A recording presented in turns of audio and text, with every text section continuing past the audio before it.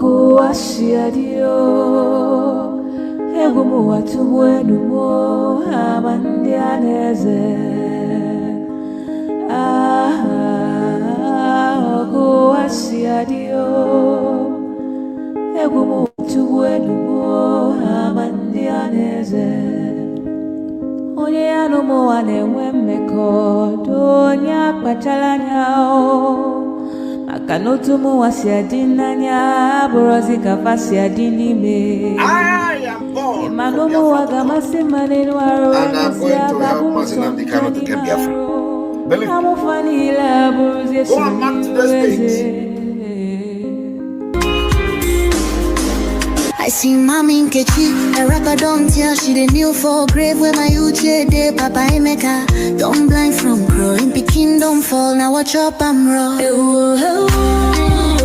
Me self they shake my hand no feel. Yesterday we laughed, today now dust we more. If we don't stop this night where we they share, tell me who go sing for the ones we know, babe.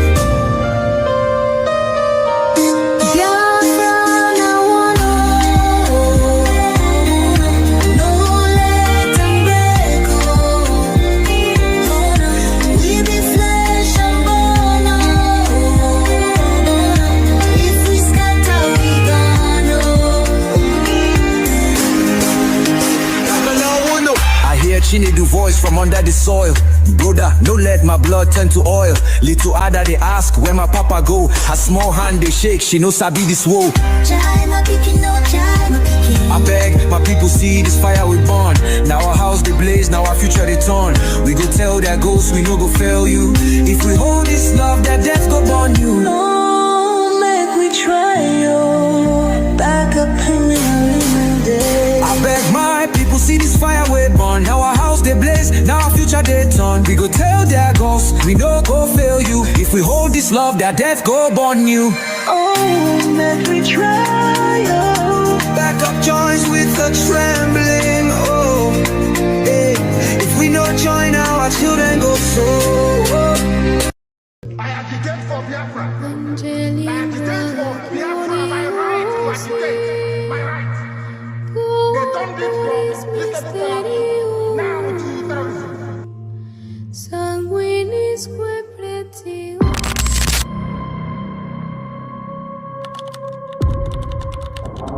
Breaking news reaching us now. The leader of the indigenous people of Biafra, IPOB, Nnamdi Kanu, has been arrested, extradited to Nigeria, and is right now being arraigned at the Federal High Court in Abuja. Kanu is facing charges bordering on treasonable felony instituted against him at the Federal High Court.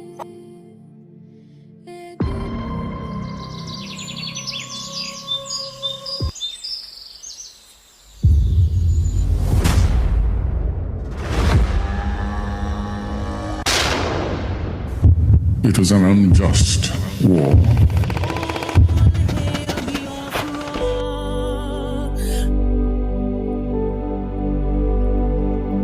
Long ago, in the heart of Biafra, a nation was born from the ashes of war.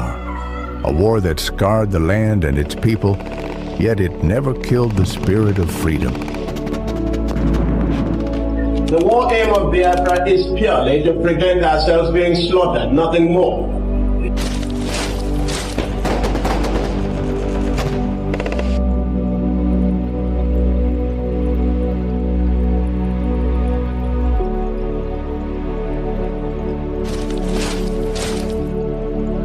It was in this land, scarred by conflict, that Nnamdi Kanu was born, a son destined to revive the dream of independence for Biafra.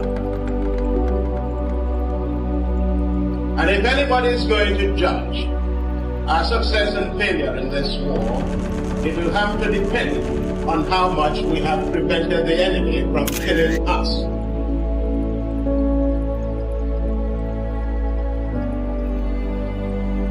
Raised with the echoes of his ancestors' struggles, Kanu understood that the wounds of war ran deep in the hearts of his people. The scars from the Biafran War, which ravaged the land and cost countless lives, had never healed. The dream of an independent Biafra, broken but not forgotten, lived on in the hearts of those who survived. It was these voices, these memories, that called him to action.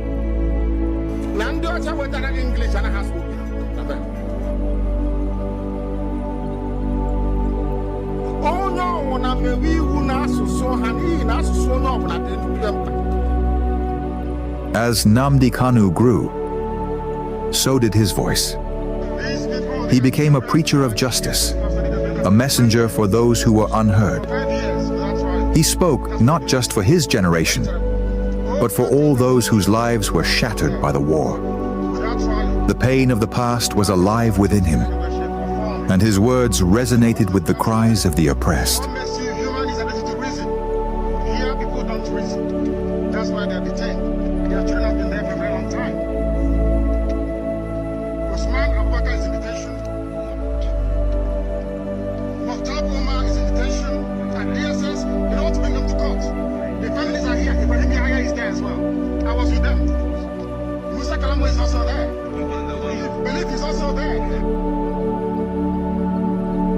But as Kanu's message spread, so did the fear of the establishment.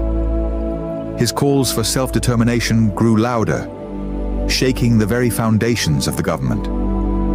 They feared the revival of a Biafran spirit, one that could awaken the wounds of the past and ignite a new conflict. And so, they moved against him.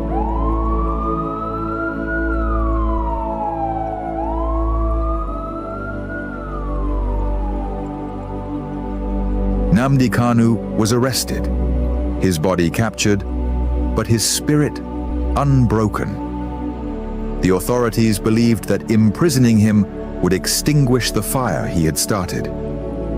But they failed to understand the depths of his cause. The pain of the war, the bloodshed of the past, was not something easily forgotten. It was a flame that could never be fully extinguished.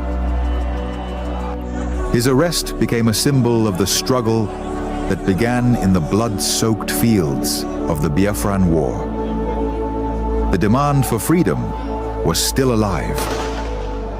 The fight for justice continued, not just for Nnamdi Kanu, but for all the lives lost, for all the children born into a world of scars.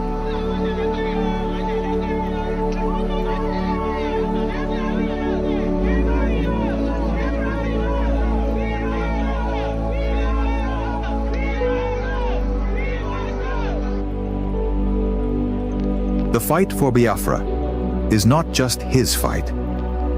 It is the fight of all those who have ever dreamed of a free land. And though the past may haunt the present, the future is still unwritten.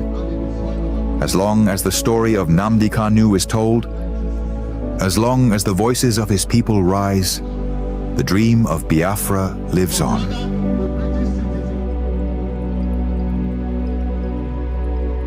Arrested again, again, again, again, again, again, again, and yet again.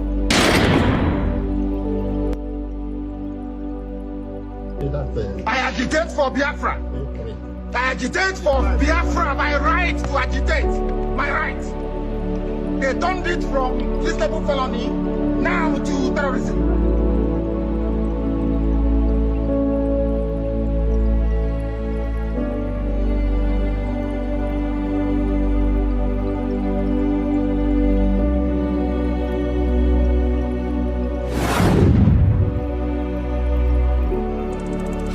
This is Nnamdi Kanu speaking. Biafra land, listen. They thought they could silence me, but they didn't just cage me. They caged your spirit.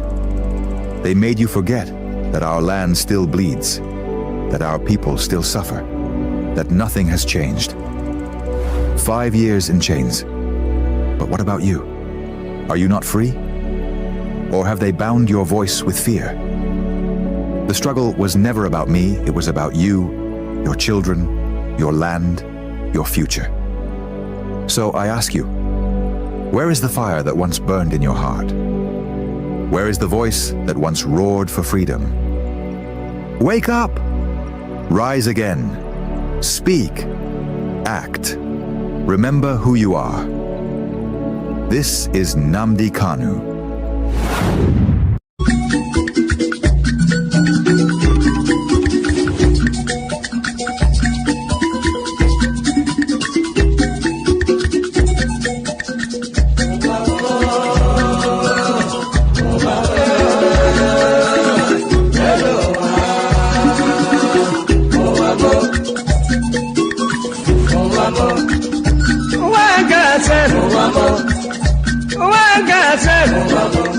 This is my wicked word.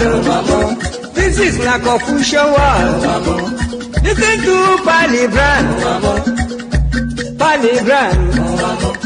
I'm really telling you a story about one lady girl.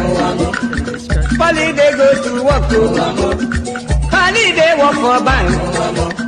Then I enter for motor. Wherever they go. Opposite Udi, but the rocky hand the side, along the Sukudu Road. I see people run. I see people run. Then I ask the driver waiting they happen. The driver waiting they happen. The driver tell the Pali boy, see no day for talk. See nothing for talk. It better you take your eye and see. Then I call the driver. The driver waiting. The driver waiting.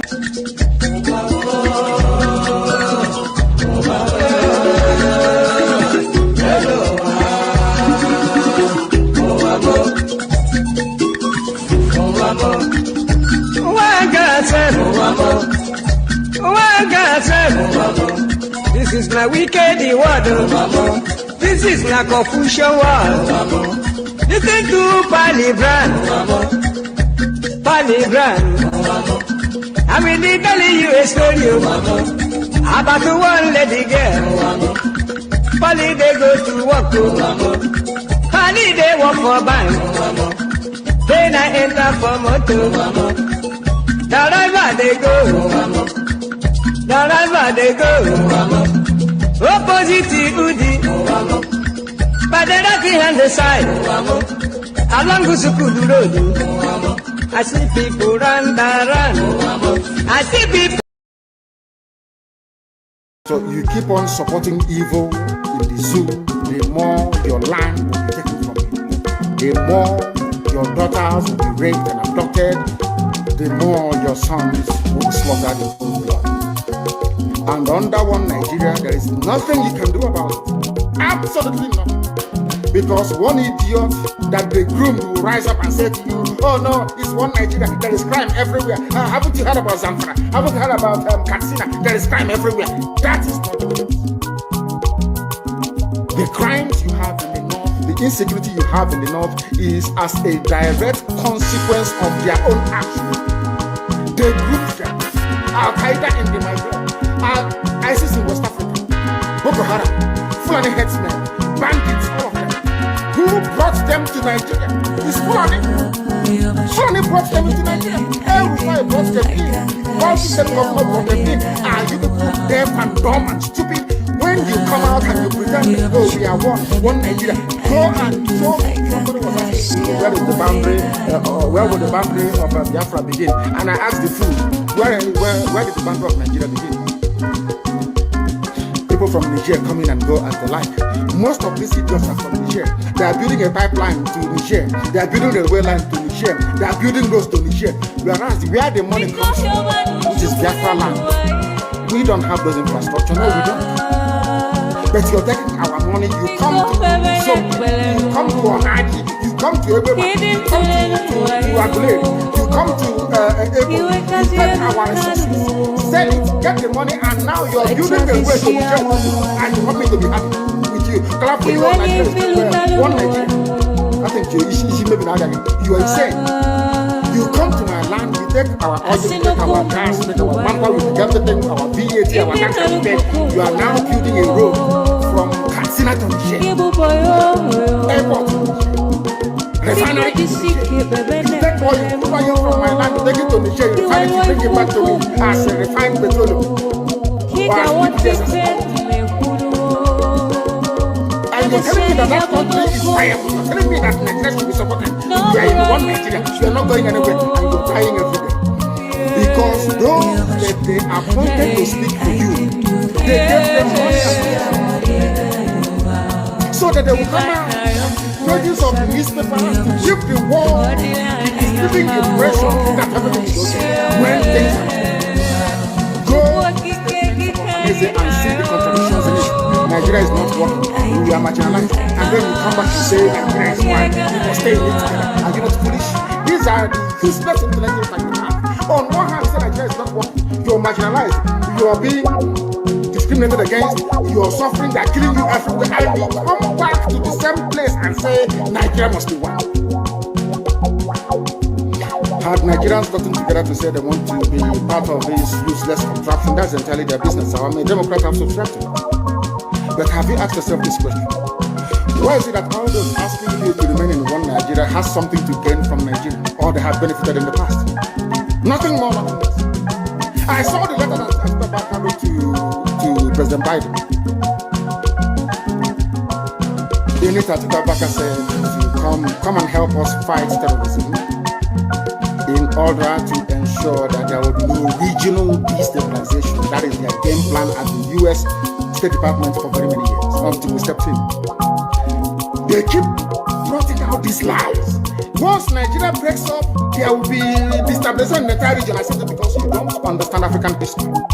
Most of these people are not taking it. When I say it, they say I'm insulting them. No, I'm not insulting you. Most of them take it. In Africa, we are tribal creatures in Africa.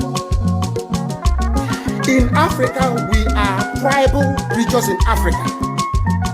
We always go back to our village where we are born, where our umbilical cord, our long, where it was buried. That's where we come from. That is why every Christmas, Easter, New Year festival, or August meeting, you see us migrating back to where we come from. And I keep saying these things to Africans, they don't understand it. They don't understand it. Everywhere in Africa during Christmas, if you like, be in South Africa, if you like, let it be in Kenya, you let it be in Rwanda, everybody from the capital goes to the village. If you go to Accra, the same thing happens. This past Christmas, if you like, go to Cotonou. The prayer of David from the book of Psalm, chapter 7. And I will pray in English because a lot of people are listening all over the world. I mean, a lot. Millions are listening all over the world. And I want them to follow our proceedings this very evening. Very, very critical, very, very important that we do so. O Lord, my God, the creator of the heavens and the earth, we take refuge in you. Save and deliver us from all that pursue us. Because if you look away from us, they will tear us apart like a lion and rip us to pieces with no one to rescue us. Because the world is against Biafra for no reason. We are hated, we are despised for no discernible reason. Only thee, O Lord God Almighty in heaven, is our Savior, not man. You must come to our rescue. Because you are our Lord and you are our God. If we have done this, if I have done anything, if there is guilt on my hands, if I have repaid anybody, be it friend or an adversary, with evil or without cause, have done wrong to any man or woman, then let the Fulani Janjaweed pursue and overtake me. Let them trample down my life to the ground and make me sleep in the dust. Arise, O Elohim, Adonai El Shaddai, in your anger, rise up against the rage of the Fulani Janjaweed Caliphate and the Zoological Republic. You will rise and you will fight for your children. You will awake, O Heavenly Father, Lord God Almighty, the creator of the heavens and the earth, the owner of the universe, for you must decree justice. Let your children and all men and of goodwill gather around you while you sit on top of your throne in the highest of the heavens, the habitation that only thee can ever occupy. Only you, O Heavenly Father, will judge the people. You will vindicate me, O Lord. You will vindicate IPOB. You will vindicate your children of Biafra according to our righteousness, according to our integrity. O Most High, bring an end to the violence of the wicked. Bring an end to Fulani Janjaweed violence in our land. Bring an end to their abductions. Bring an end to their kidnappings. Bring an end to their extrajudicial slaughter of the innocent. Bring an end to their forced conversion of Christians into Islam. Bring to an end their mediocrity. Bring to an end their senseless feudal rule. Bring to an end their evil and their deception.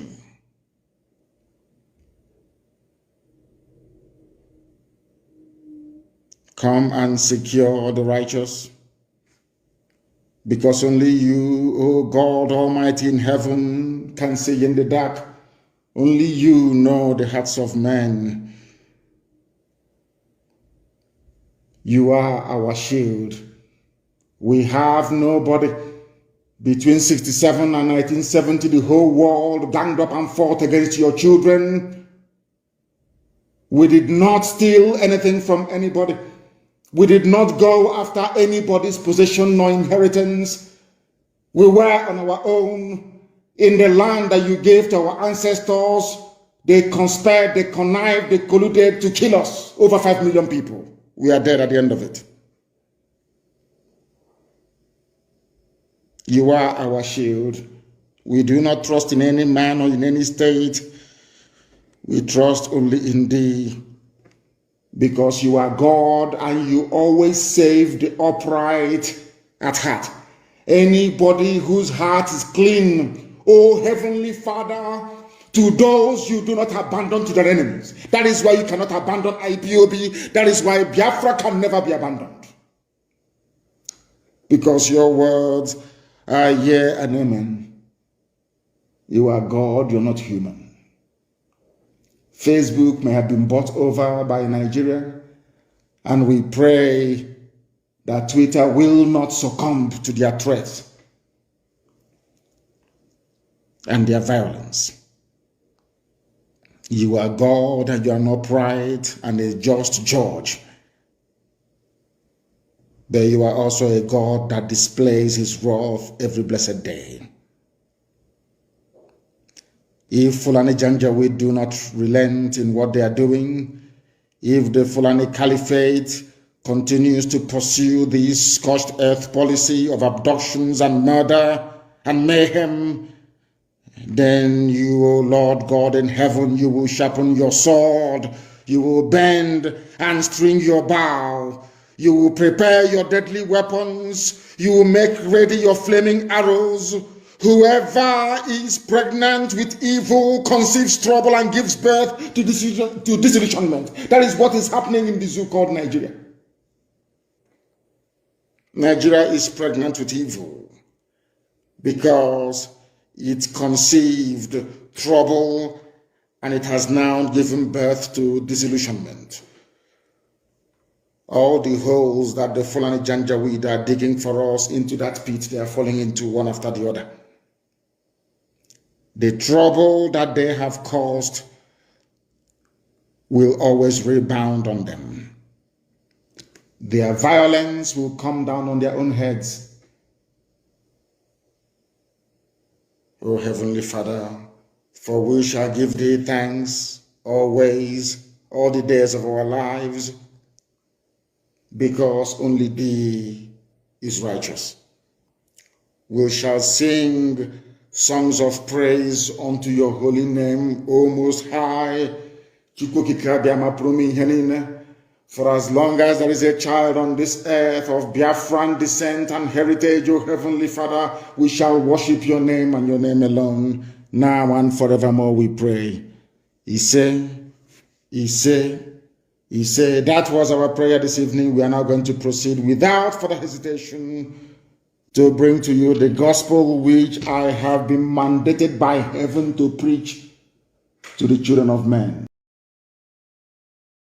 It doesn't matter what you announce or what you're not announcing, but we are assuring you that you are not going to prevail nor succeed in intimidating the children of God into submission. It cannot happen. You can try that nonsense elsewhere. It will work for you. But you see, in the East, it can never ever work. Never ever work. Not today, not tomorrow, not ever. Because when tyranny, as somebody said, when tyranny becomes a law for the government, massive rebellion becomes a mandate for the people. Because you cannot keep pushing us to the wall all the time, pushing us to the limits, massacring innocent civilians over and over and over again, and you don't expect them to fight back. You must be foolish. I want to remind all the intellectuals and sophisticated morons, all of them, go back a few years ago. The slaughter, the killing of IPOB family members, peaceful protesters, Shia protesters, NSAS. Every time army and police will come, they open fire. None of you will talk.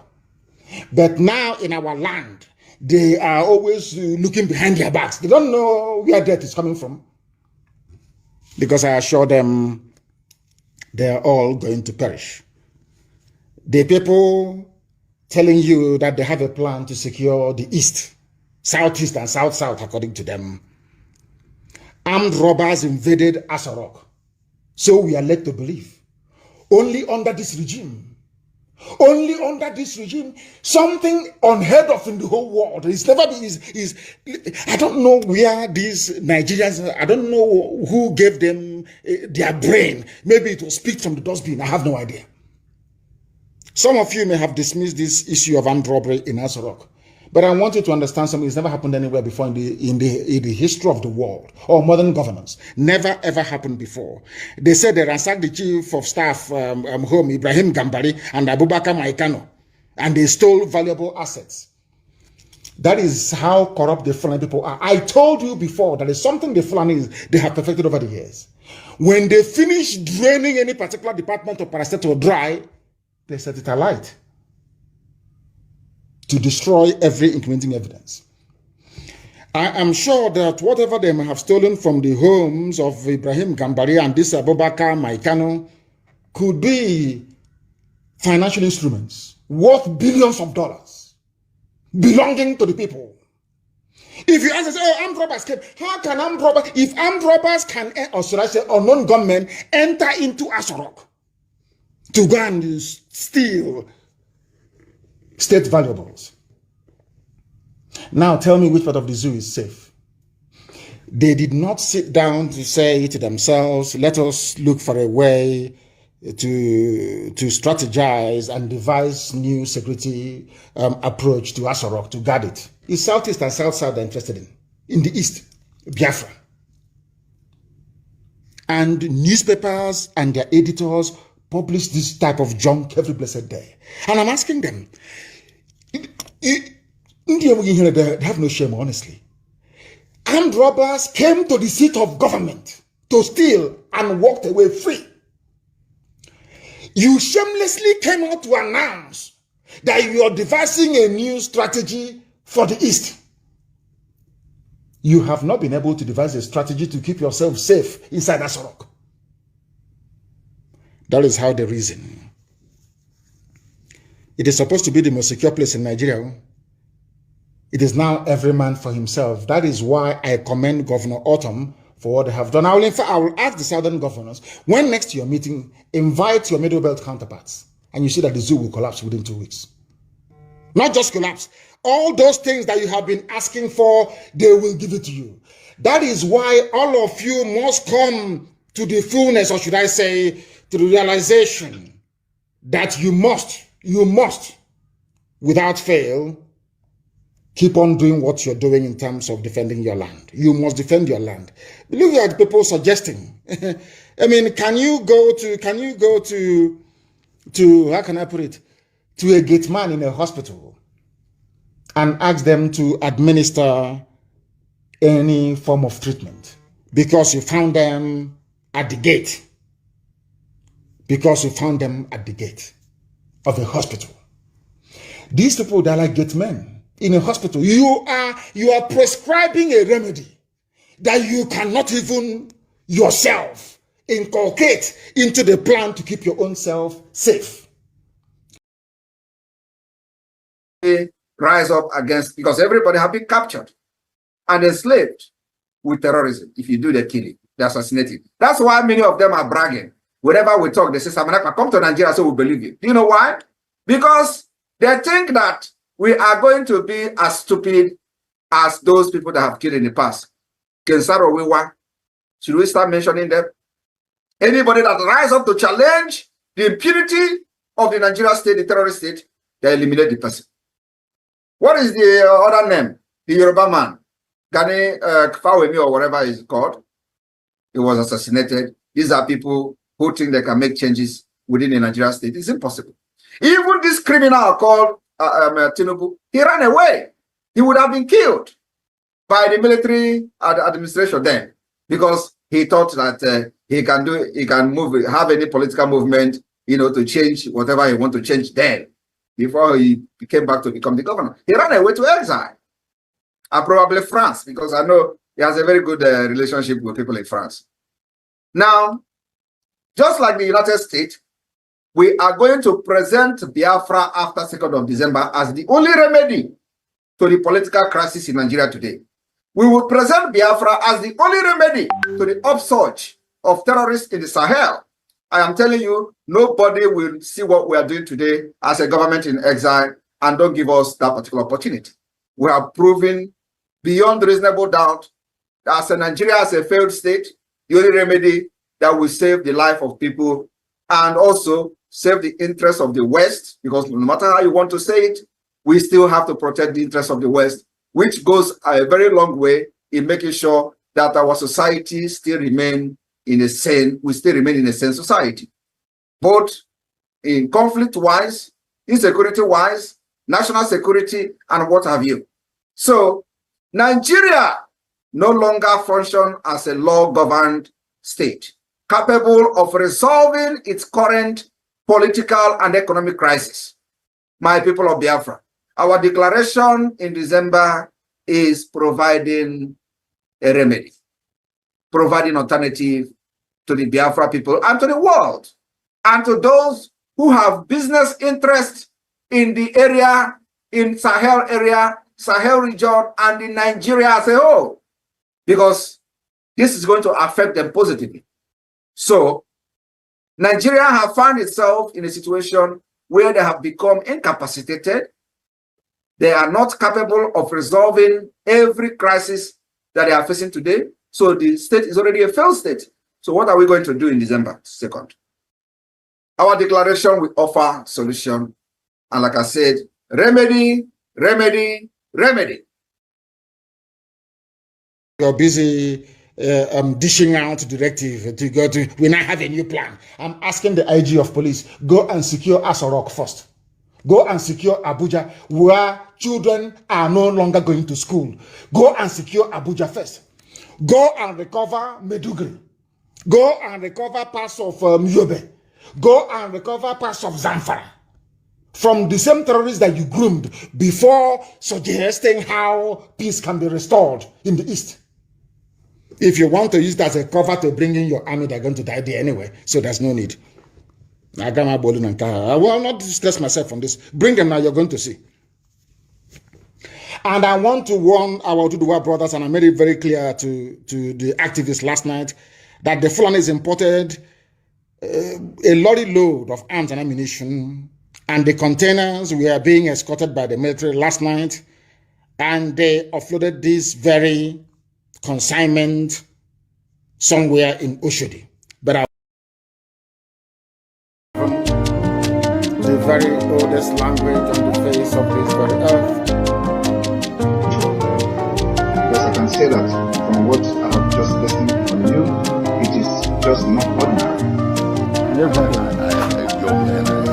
wonderful.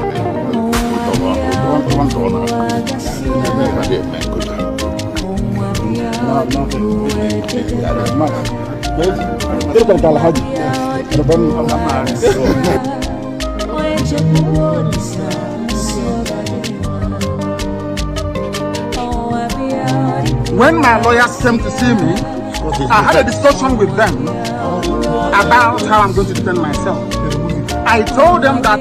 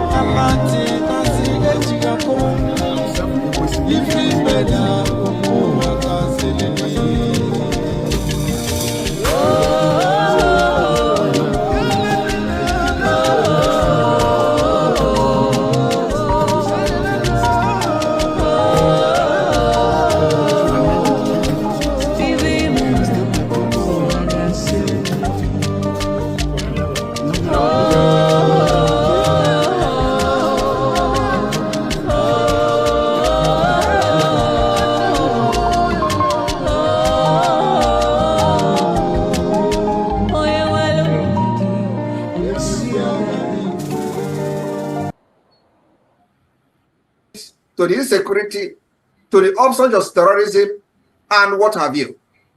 And we believe that those who supported Nigeria to commit genocide against Biafrans in the 60s must be very ashamed of themselves today.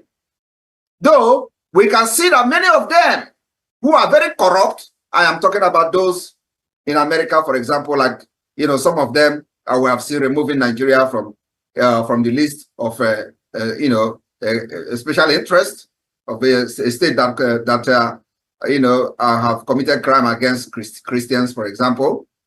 Those who remove Nigeria without investigation, you know, they are struggling very hard, trying not to look stupid by their continuous support for the Nigeria, even when they knew that Nigeria is already a failed state.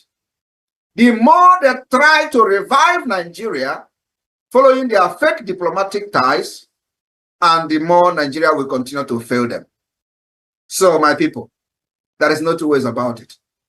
This time around, we have come to outsmart the nomadic system of Nigeria. And of course, our aim and objective is to bring and restore true democracy in Biafra land, which will affect the entire region. After December 2nd, We will move to the next level, which I call the phase 2 of the Biafra liberation, which this phase 2 will see the establishment and activation of the state institution within Biafra land, which is already functional as I speak. That will take over the Nigeria state functions, will take over the functions of other institutions from the Nigeria state, and that is the part of the delegitimization of Nigeria. And by announcing the United States of Biafra commitment to several international sanctioned principles, policies, and international recognized organization that Nigeria never had. We are going to make sure we approach every international organization that Nigeria has violated their treaties with impunity, providing Biafra to them and presenting Biafra as a remedy and alternative. With what we have done so far, we have been able to prove beyond reasonable doubt that you can't forge any document in Biafra and present it anywhere. We have eliminated the possibility to forge document, unlike the runners and all the criminals in Yoruba land are doing. That's what they do. They make a living by forging.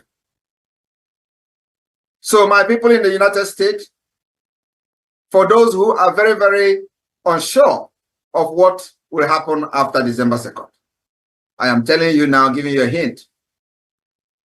Our declaration of independence or declaration of the restoration of independence of Biafra will be expected to legitimize the Biafra government in the eye of other non-terrorist states. This is going to take a very long time, and it requires many diplomatic approach, political approach, and of course, it also requires commitment from the Biafra government, which I believe we are not shaking from that end. In turn, we will be expected to recognize Biafra, and we don't care how long this will take. This kind of legitimization of Biafra state will be culminated in the quest or in our request or appeal to other states and international organizations to recognize the independence of Biafra. Our grievances that we expected to be listed on the declaration document has been drafted or has been drafted by our committee on the declaration of the declaration drafting committee will include the grievance declaration, the institutionalizing declaration, and the commitment declaration. Of exactly what transpired. And that was why Tinubu said that we had planned to bomb Lagos, something that is undoable in 1 billion years. In 1 billion years. They think we are very good students of contemporary history. We know the history of the war. I know personally how people from the West viewed the move by Biafran army to go and capture the seat of power or to neutralize them. It wasn't even an army of conquest to conquer Yoruba people, of course not. It was heading straight to Dodan Barracks in those days to go and neutralize them. I know personally how my Yoruba friends have explained to me their trepidation and their fear over that very expedition led by Banjo then. We know. So we cannot try anything stupid. We can never, ever, ever, not on this earth, antagonize our Yoruba brethren. Our Yoruba brethren. It's impossible. We can never do it. We meet all the time. We have meetings all the time. So how can we? Are you telling me that all those gallant men in OPC, all those gallant men all over Yoruba land, they cannot do any work? If we agree that they should go and start, disturbing those who are disturbing them, they have more than enough men to do it. More than enough to do it. We don't have to go there. But they lied as usual, as they always do. As they always do. As they always do. But in the north, what is happening? Some of you must be aware of what DSS is doing in and around Abuja. And do you also know that DSS, they also get a cut of the ransom? Are you aware of that? Do you know that the DSS or SSS, they should be properly referred to, do you know that they get a share from bandits? So Fulani people are not even happy owning all the oil wells, controlling the Ministry of Finance, controlling Asura, controlling almost everybody, controlling the defense budget. How many of you here are aware that the daughter of Abba Kyari is the one responsible for all Nigeria's investment abroad? It's called sovereign wealth. Investment in stock markets all over the world is the daughter of Abba Kyari. They control everything. Federal inland revenue, every source of finance minister is always Fulani. Even when you plant your joro, or you plant maize, or you plant cabbage or carrot, the same Fulani terrorists will come and destroy it, use it to feed their cattle, and kidnap you in the process. Even that little money you have made by selling maize or yam or cabbage or watermelon, you now use it to pay the same Fulani to release your child, release your father, or release your mother back to you safely. Do you see what is happening? And you will be astonished. I don't know why the mainstream media in the zoo doesn't want to give this very particular piece of news the coverage that it deserves.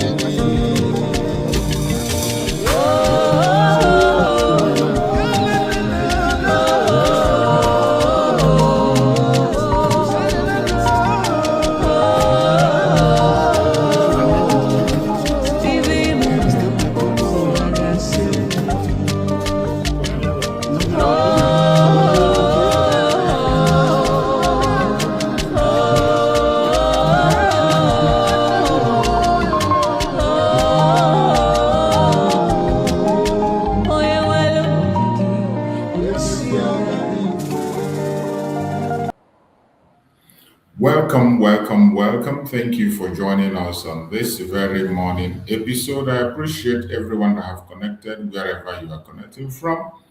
Thank you for being part of the program. We are going to be doing it a little bit differently this time around, but I urge you to pay attention and pay close attention to the program and get the information that you need. This is not a time for antagonizing. It's a time for us to stand up and do what we have to do. Every one of us must continue to preach this gospel, must continue to send out what we have to do, and I pray that Chukwu Okike Abiama will be with us and grant us victory. Victory is going to come, more especially in this year 2026. A lot is going to happen. Already, so many things are happening, and it is our duty to position ourselves properly so that we are not deceived. We need to position ourselves properly so that we can be able to enjoy from the fruit of the labor that we have labored for a very long time. No matter what happens today, when you see that the global ISIS in Nigeria is an advantage for us, Biafra. It doesn't matter, even if the global community have their own interests, which is normal. In life, everything that is about life is about interest. Everything in life is about interest. Even you that is watching me there, for you to be here and be watching and listening, there is an interest. It's either because you want to be free or because you want to see one thing or the other in the course of the program. So there's always an interest why you do what you do. It is natural in man. So sometimes when people begin to confuse us, to tell us, oh, the international community have interest, the United States have interest, that is why they're talking about Nigeria. United States have interest, it's about oil. We do not give a damn about that. What you have to do as a Biafran is to think about the advantage where it affects you. Keep the advantage. Just take the advantage where it affects you positively. Hold it and hold it tight. That is the most important thing, and that is what we are going to do this year. wherever you are. I don't care where you belong. I don't care the group you are. I don't care what you try to confess. I don't care your orientation. I do not care about your religion or your location. That's not my business. What I'm talking about is things that concerns us, more especially those of us who are Biafrans, who are genuinely seeking for freedom. We need to position ourselves properly, say the right word, focus on the unity of purpose. I repeat it again and again in all my programs. Unity of purpose. Unity of purpose does not mean that we must be in the same group. Unity of purpose does not mean we will speak on the same voice, but the direction has to be the same. The direction must have to be the same. What is the direction? Freedom. Every single one of us as Biafrans, we need to be free. We want freedom. That is the most important thing that we must not allow them to change. That is the song we have to be singing loud, and everybody will hear it and hear it clear, that we want to be free. That is the direction. We will continue to present Biafra as the only remedy to the failed state Nigeria, wherever you are. You have heard our Prime Minister say it in the video I played, that we will present Biafra as the only remedy to the failed state Nigeria. That is the reason why we are going to the direction of growth. That is why we conducted a referendum. That is where the declaration of Biafra was made. That is why we must have to keep that very spirit up, the unity of purpose. Don't ever forget it. Don't allow yourself to be distracted. No matter what happens, do not allow yourself to be distracted. Focus on that unity of purpose that concerns you, that concerns me. Those things that affect us, focus on it. This is about our life. As I have always said, so many of us, sometimes we get so emotional to a fault. We get so emotional that we even overlook fact. We overlook reality. In this year, 2026, it is not about self-pity. Nobody is going to grant you that self-pity you are looking for. It is about fact and figures. Anything you know you can present to the world, let them see us as a solution to the failed state Nigeria. Continue to do it in your own little way. In your own little way, do it. I will do mine, you will do yours. And when all these are harmonized and put together and pushed out there, it is going to yield a very great result. It is not about me, it's not about you, it's not about any individual. It is about us as a people, more than 80 million people fighting for their life. So whatever you can do in your own way, please continue to do that. And Chukwu Okike Abiama will continue to guide and protect every single one of us. And I bet you at the end of the day, we are going to achieve our aim. My fellow Biafrans, lovers of freedom across the world, and people who matter. Today's program, the title says, Nnamdi Kanu, Mazi Simon Ekpa, we are right. Mazi Nnamdi Kanu, Mazi Simon Ekpa, we are right. We will talk about the boldness of the Caliphate agenda and the complicity of power. The boldness of the Caliphate agenda and the complicity of power. My fellow Biafrans, for those who are joining, I can see so many people who we are seeing for this year. I can see my brother there, Freeman Ikotonye. Happy New Year to you. I see Tiny Ikemo. Is it Tiny Ikemo? Tiny, Happy New Year to you. Sunday Gabriel. I see Sunday Gabriel is always here with us. He's always here. I have always seen him. And every other person that is there, whether I mention your name or I didn't mention your name, wherever you are joining us, those who are watching out there, I appreciate every one of you. And I wish you, we are still in the mood of New Year. Today is just 14th of January. So the New Year is still on. It's not yet old. So we will continue to do what we are doing. Oh, that's my beloved brother. Okay, my brother. Thank you so much, my brother. Okay, thank you so much. Good to have you. I appreciate you, my brother. Thank you so much. Thank you so much. I appreciate it. I wish you a very wonderful, wonderful, wonderful New Year. That's my amazing brother. These are people that are committed to the issue of Biafra, and when they speak they speak without sentiment. When you listen, if you want to understand, you listen with an open mind. We must not speak the way it will suit you all the time. Sometimes we speak in a way that you might not understand. It might not be palatable to you. Might not sound nice, but please listen with an open mind. Then go home and digest it. At the end of the day, with patience, you might come to realize that what we are saying might be the truth. Likewise, myself, I listen to people with an open mind.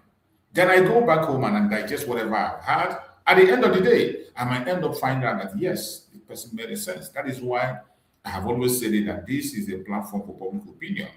Air your opinion, say it the way you feel it, say it the way you think about it, and we will continue to air our opinion at every time, at every moment, without attacking anybody, without trying to bring anybody down or whatever. No, just go straight to the point, give your view, give your opinion. Nobody is the master of knowledge, nobody is the master of wisdom.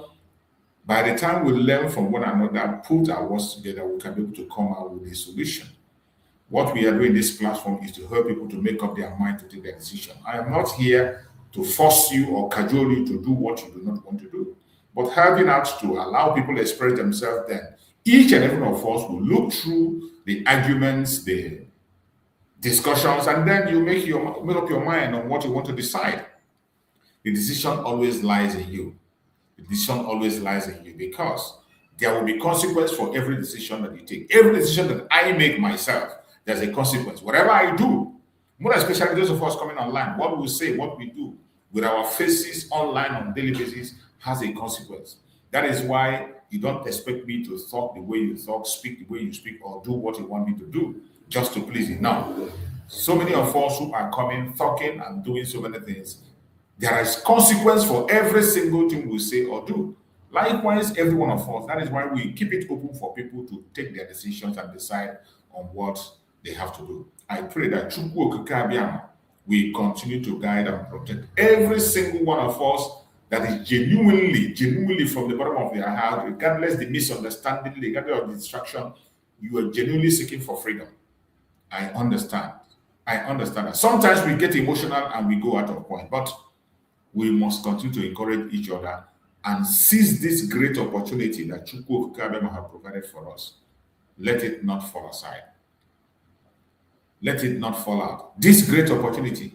It does not matter. When people come, they say, oh, they have interest. It's because of their interest. That is why it's because the US have interest. They have interest in oil. They have interest. The world operates based on interest. Everybody is seeking interest. Even individuals, even in our various homes, in our families. In our various families, each and every one of us have their interest, and they protect their interest, they fight for their interest, they look forward towards their interest. But at the same time, there is a general interest that the family also pursue. Apart from general interest of the family, there is interest individually that each and every one of us have. So when people bring this argument of interest, oh, US for their interest, oh, the West for their interest, that is why I talk about Nigeria. I don't buy into it, because I know that is the level of which the world operates. Interest. Those of us who are affected. The only thing we need to do as Biafra is to capitalize on our own interests. Once our own interests align with the interests of the West, we are good to go. And it will be a great advantage for us. If you listen very carefully in the video I played of Master Simon Ekpa's speech, he also made mention there that we are going to protect the interests of the West. And that is how the world operates. If you don't protect their own interests, they are not going to protect yours. So what we are looking at is where our interest meets. Wherever our interests agree and where we meet, that is the meeting point. And from there, we can build what we want to be and get what we want. So if you sit back and continue to complain, oh, it is for an interest, it is for oil, it is for this, it is for that, well, you are wasting your goddamn time, because it will always be about interest. Everything in life will always be about interest. Up to your family, there is a family interest and there is an individual interest. Even between you, your brother, your sister, your blood brother, there is always interest. There's a family interest and there's personal interest that everyone protects. So don't allow anybody to distract you with the case of interest or whatever. Don't distract. Just make sure that you protect your own. That is why when Donald Trump came and said America first, I don't get offended with America first. I say Biafra first. That is my own slogan, Biafra first. It is Biafra first. So it's left for you, whatever you believe in, put it first and pursue it. That is life for you. We didn't make it that way. That is how we make it, and that is how life is. It revolves around that fact. So if you continue to deny this fact and continue to beat around the bush and distract yourself unnecessarily, you head nowhere. So this morning we have come once again to discuss, as we always do. I appreciate everyone that have continued to join us. I say good morning to everyone who refuses to be silent while the country is quietly redesigned. Everyone that refuses to be silent, I say good morning to every one of you. I appreciate every one of you. Today's broadcast is not comfortable. It's not going to be comfortable. It is not fashionable. And it is not meant to entertain anybody. The program is not meant to entertain. So just pay attention. Feel free to make a contribution where you can. Argue out. Bring your superior argument if you have any, for every one of us to learn. Today we are talking about the audacity of power. The boldness of an ideological project. The silence of institutions meant to protect the people, and the dangerous consequence of pretending not to see what is happening in Nigeria. That is what we are going to discuss today. So we are going to try as much as possible to touch every areas we can be able to touch. We might not be able to cover everything. So wherever you feel you can be able to interject or give an idea on your own side, it is also welcome. This is not a message for hate. I want you to take it from me. This is not a message for hate. It doesn't matter your religion, your location, your tribe. This is not a message for hate. This is a message of warning, awareness, and responsibility. Because when citizens stop asking questions, power begins to operate in darkness. Always remember that. When citizens stop asking questions, power begins to operate in darkness. My fellow Biafrans, wherever you are watching us from, let me say this clearly from the beginning. A nation does not collapse overnight. A nation does not collapse overnight. A country is not taken over in one day. Societies are transformed slowly through policy, neglect, selective enforcement, law, and calculated silence. That is how it happens. A nation does not collapse overnight. What we are witnessing in Nigeria today did not start yesterday. It is very important for you to know that. Every single thing that is happening in Nigeria today, all the attacks you are seeing right, left, and center, every stories you are hearing today did not start yesterday. It is the continuation of a historical trajectory. What is happening in Nigeria is a continuation of a historical trajectory. One shaped by colonial arrangement, post-independent power struggle, and modern political opportunism. The question is no longer whether something is wrong.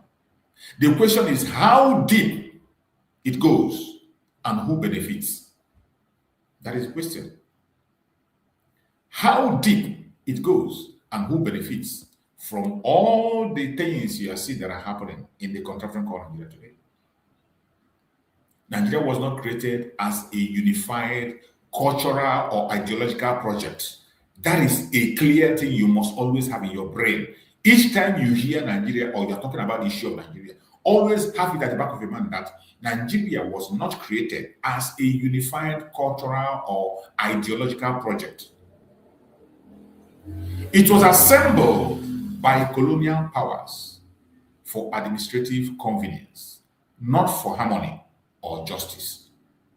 You will have this at the back of your mind. So when you are asking for justice in Nigeria, asking for unity and harmony, you must have it at the back of your mind that as long as you continue to hold on to Nigeria, talk about Nigeria, it was not created as a unified cultural or ideological project. It was assembled by colonial power for administrative convenience, not for harmony or justice. Nigeria was never created for harmony or justice.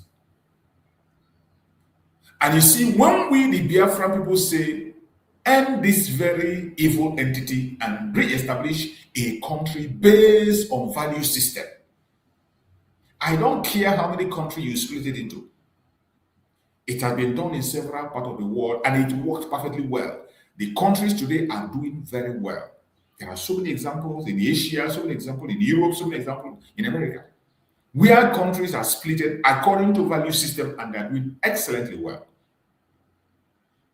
That remains the only remedy. That is why we say Biafra is the only remedy to the failed state Nigeria. When we use that word, Biafra, the only remedy, we are not denigrating other regions. We are not talking down on them. All we are saying is as Biafra goes, other region we go to. The area where we have their caliphate, the Middle Belt will be on their own. The Oduduwa people, the Yorubas, will establish their monarchical system the way they want it to be. And the Biafras will be on their own. So when we say Biafra is the only remedy, what we are saying is create country along value system and let everyone be on their own. If they want to associate together, they can write an agreement within themselves. They can re-establish themselves, write an agreement on how they are going to operate as a union. It's allowed. But let it be the decision of the people. That's all we're asking for. Separate. Peaceful separation. Peaceful separation. That is why Mazen Nnamdi Kanu cried for referendum. Mazi Simon Ekpa came again, cried for referendum. Mazi Simon Ekpa went extra mile to conduct a self-referendum to show the world that Biafrans are ready to do, to convince the world that Biafrans are ready. It is not just by word. That was why he went extra mile to conduct self-referendum. And in that self-referendum, Biafrans voted. More than 60 million Biafrans voted. More than 60 million Biafrans. Some countries in this planet are not even up to 10 million. Some are not up to 20 million. But 60 million Biafrans voted to exit the contractual Nigeria. The noble thing to do is that if you are not satisfied with that very referendum conducted by our Prime Minister, Simon Ekpa, assuming you are not convinced, you don't like, that should have prompted you to now conduct your own, to challenge that very referendum he conducted. Every genuine government, sensible and genuine government that wants peace, should have gone in to conduct theirs. The international community should have weighed in to conduct their own. That move by Simon Ekpa was a very, very important move. Very important move to trigger people to do what they have to do. But they refused. They never listened. Nigeria was created as a unified cultural or ideological project. It was assembled by colonial power for administrative convenience and not for harmony or justice. The British did not build Nigeria to strive. That wasn't the purpose. So whatever is happening in Nigeria today is according to plan. I want everybody that finds himself in that contraption to know that whatever is happening in Nigeria today is going according to the plan of the owners of the country. It's according to the plan of the owners of the company. And that is why your so-called government of Nigeria do not care about what happened. When you are complaining about insecurity, they are busy doing other things. Their so-called president is busy gallivanting on other places. When you complain about bad economy, they are busy doing something else. The more you complain, the more they divert your attention and busy, because to them, the country is functioning the way it is meant to function. To the British, the country is functioning the way it's meant to function. To the Fulani Caliphate, the country is functioning the way it's meant to function. It is only those of us, the indigenous people, who are genuinely seeking for a free environment where we can be able to grow as human beings. We are the only ones concerned. But as for the owners of that company, it is working according to how they want it to be. The British did not build Nigeria to strive. They built it to be managed. They built it to be managed. And after independence, many of the structures of control remained intact. Centralized power. After independence, many of the structures of control remained intact. Centralized power. Unequal representation. The same manipulation is still there. And a system where access to the state becomes more important than service to the people. That is the system you have in Nigeria. Having access to the state is much more important than serving the people. That is why you look at the politicians in Biafra land. Bunch of criminals and idiots speaking from both sides of their mouth. That is why even when we have more than 50 million people crying that they want to get out, politicians are busy convincing you to go and conduct a vote, to go and vote, even though they know that even your vote doesn't count. At this particular point in time, with the suffering in that contraction, politicians are still boldly telling you that they are in support of the government in power, an illegitimate government that doesn't mean well for the people from the Southeast. Yes, the people who are supposed to be your representatives, speaking your mind, are today convincing the idiots around the other fellow idiots, telling them that every one of them is going to vote for Tinubu just to have access to power, not for service to the people. In Nigerian politics, it is about having access to power. It is not about serving people. That is why today you see them having a one-party system.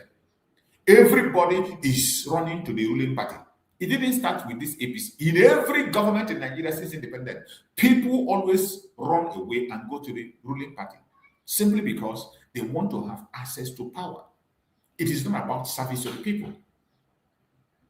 There is nothing like service to the people in Nigeria. It doesn't happen. And why they run towards the access to power is because they know whether you vote for them or you don't vote for them, they are definitely going to be who they want to be. It is the INEC and the court that decide who becomes who in Nigeria. And today, the government in power, the federal government is in charge of the INEC. They appoint the INEC chairman. And they appoint the Chief Justice of the Federation.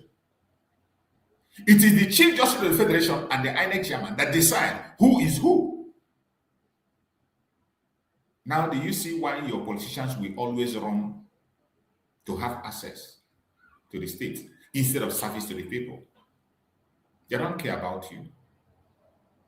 And how do you think you can change this? There is no way you can change it for as long as you continue to operate under Nigeria, because that was how Nigeria was meant to operate.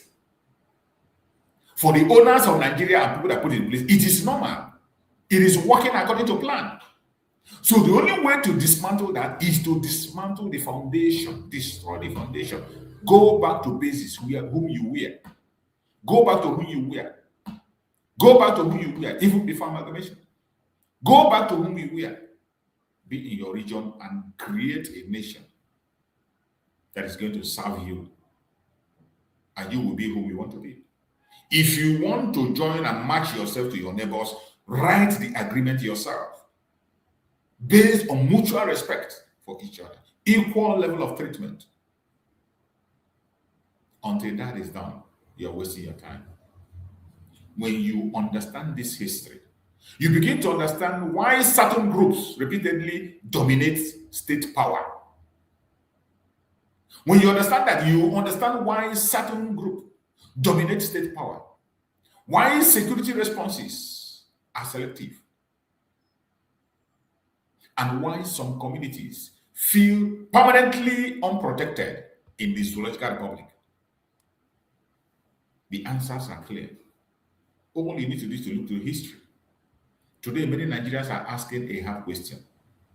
Why does it often appear that armed groups operate with impunity while peaceful citizens face intimidation? This is the question. Go online on TikTok, on Facebook, on YouTube, everywhere. That is the question Nigerian citizens are asking. That's the question everyone is asking. Why does it often appear that armed groups operate with impunity while peaceful citizens face intimidation? Why are communities displaced without accountability? Why does insecurity seem to advance a political outcome rather than trigger reform? This is the question that people are asking.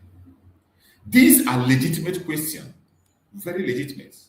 And asking them does not make anyone an enemy of the states. But for the states, it makes them. They look here as an enemy when you ask such questions. A state that cannot protect all its citizens equally has already abandoned its moral authority.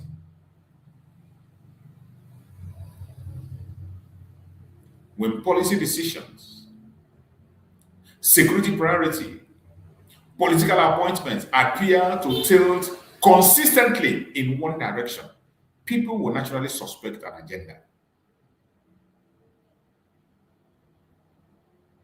Silence from leadership does not calm the people. It alarms them. Silence from leadership does not calm the people. It alarms them. And that is the order of the day in the contraption called Nigeria. Let us be honest. Every political system has ideology. Every ruling class has interests. I spoke about this when I started. Every ruling class has interests. The danger begins when ideology hides behind religion, ethnicity, identity, and use the state as a tool of dominance rather than service. That is what the Fulani Janjaweed have succeeded in doing. That is what the Fulani Caliphate have succeeded in using today. They are using the state as a tool of dominance rather than service to the people. This is a system that the Fulanis have introduced in Nigeria today. That even today, as we speak, the Yoruba man who is in power is adopting the same system. The Yoruba man, Tinubu, who is in power today, is adopting the same thing.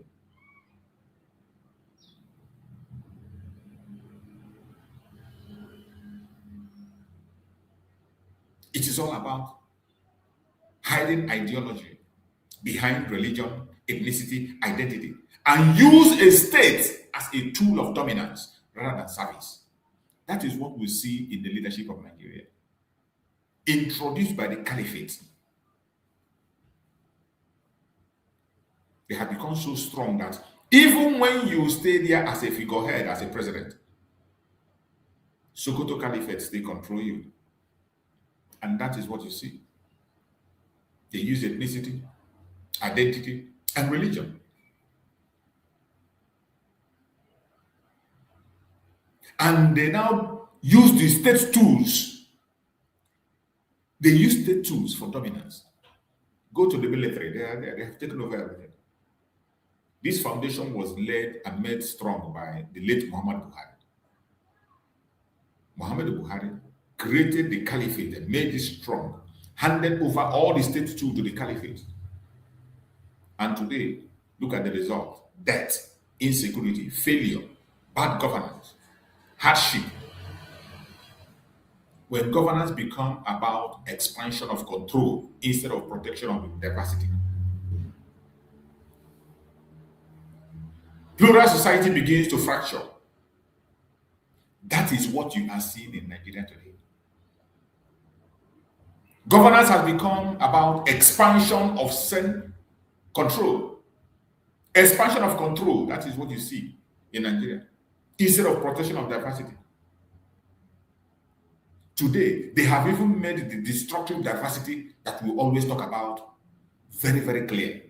When Nnamdi can rubbish the nonsense called diversity is our strength.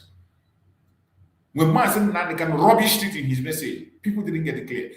Simon rubbish it, they didn't get it clear. But today, it is much more clearer than ever. that diversity is our doom, not our strength.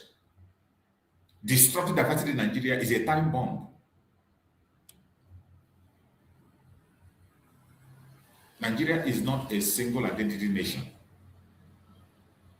It never was.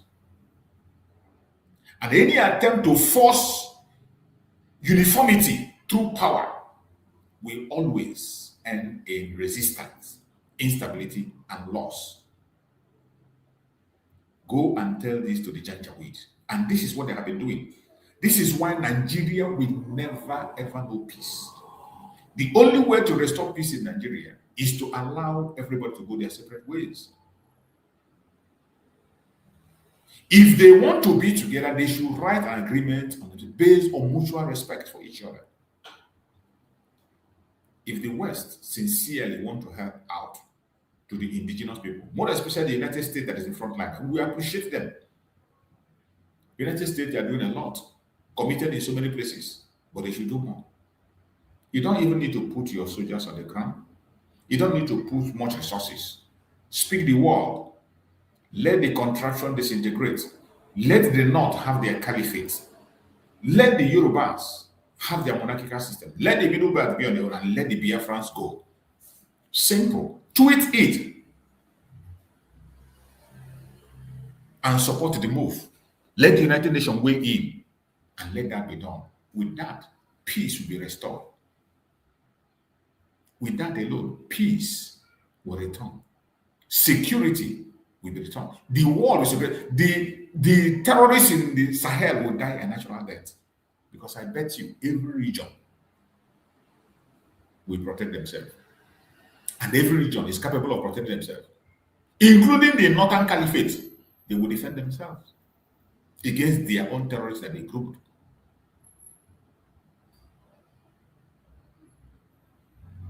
The Yorubas can protect themselves.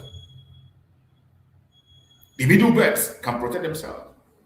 And the Biafrans can protect themselves. And each group have already proven that they can protect and defend their own land. The only thing that is weakening them is the central government that was put in place by the British. That is not there to serve anybody's purpose, but to destabilize and put in a system that will always like confusion to be.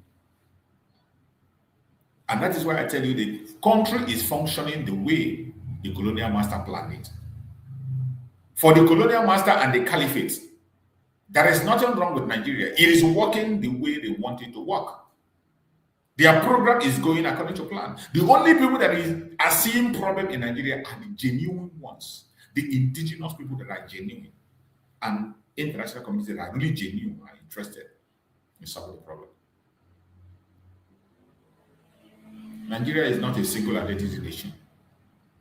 It never was. And any attempt to force uniformity through power will always end in resistance, instability, and loss.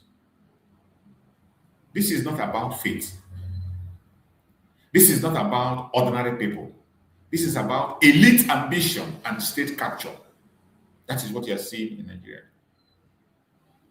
Elite ambition and state capture. That is what is playing out in Nigeria.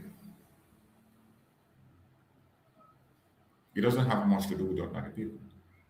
We must also ask uncomfortable external questions. We must have to ask some external questions. Why does the international community speak loudly about some crises and whisper about others? Have you sat within your own self sometimes you ask, why is it that international communities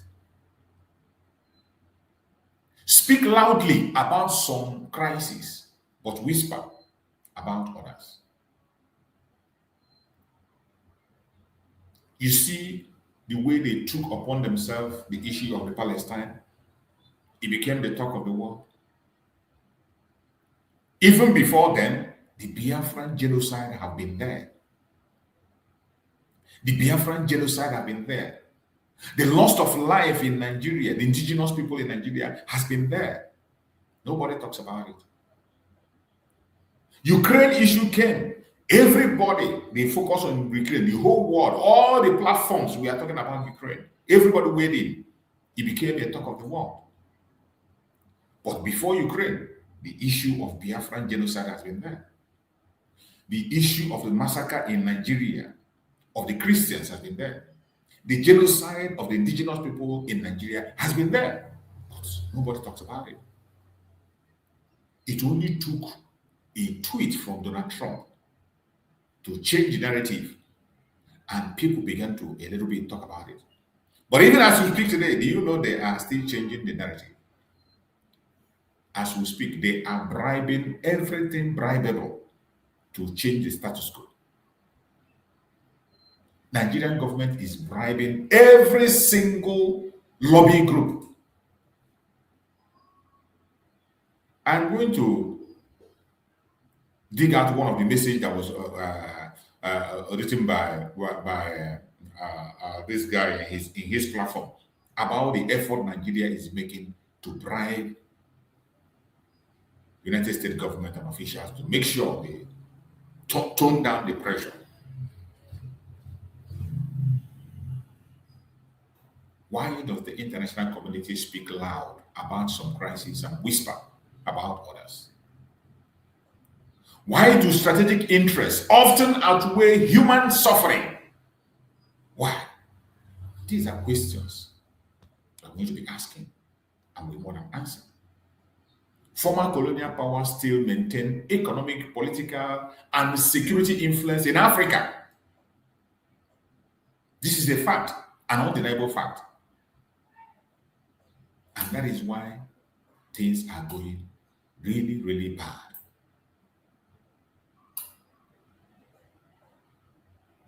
Former colonial powers still maintain economic, political, and security influence in Africa. That influence does not disappear. It adapts. That influence they have in Africa does not disappear. It only adapts.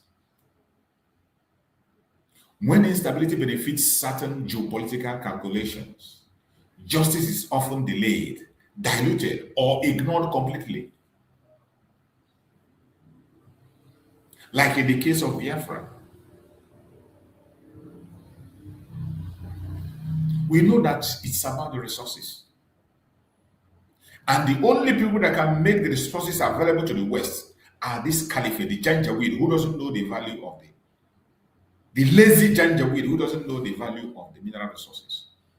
They are the only one that will make it available to the West at almost no cost.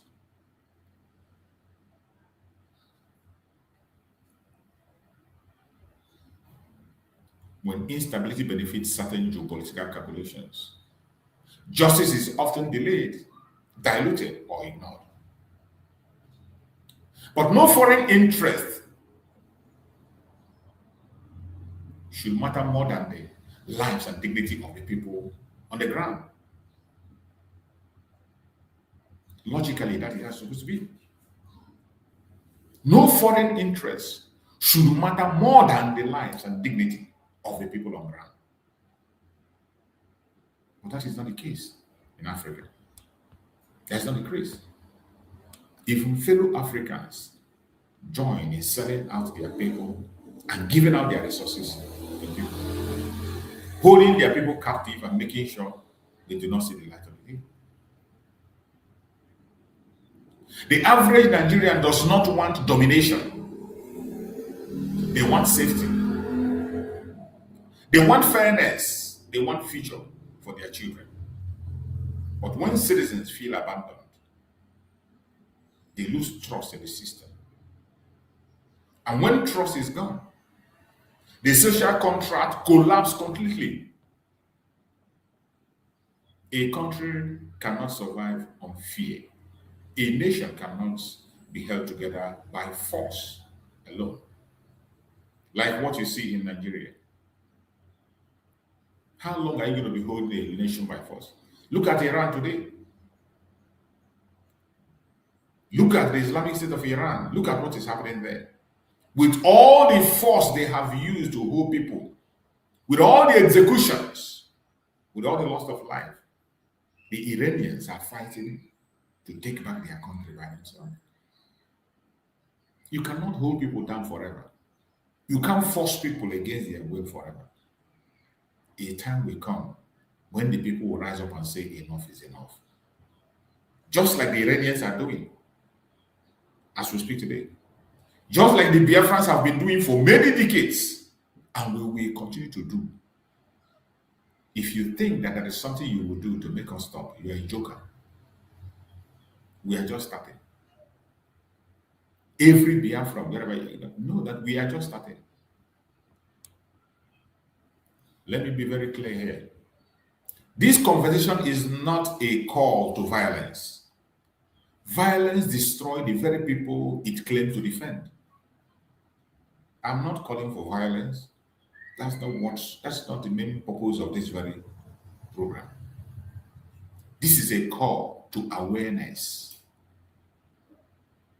to critical thinking, to peaceful civic pressure, and to demand accountability through lawful means. We have been doing it and we will continue to do it. One of the major moves we have been making as Biafrans is the civil disobedience, peaceful civil disobedience. That is why I don't joke with it. Every Monday, I talk about our civil disobedience. That is the only weapon we have. We don't have any rockets. We don't have AK-47.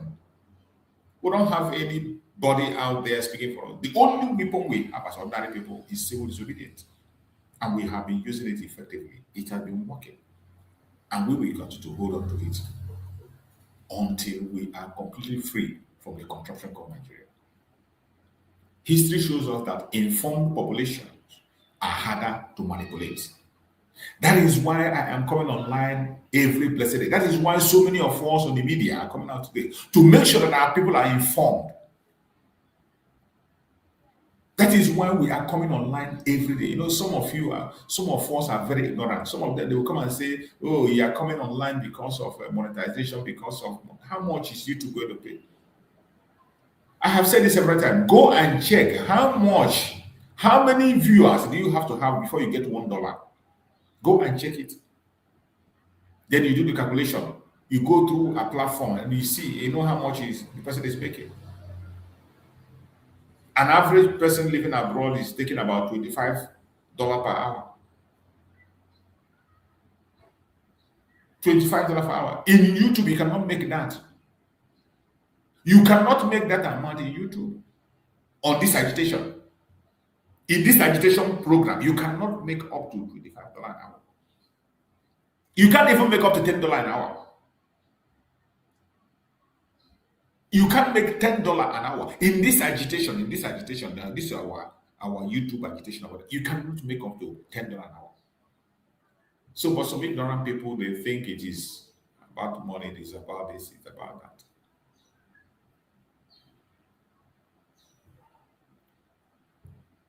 So many of us that are on this broadcast on media,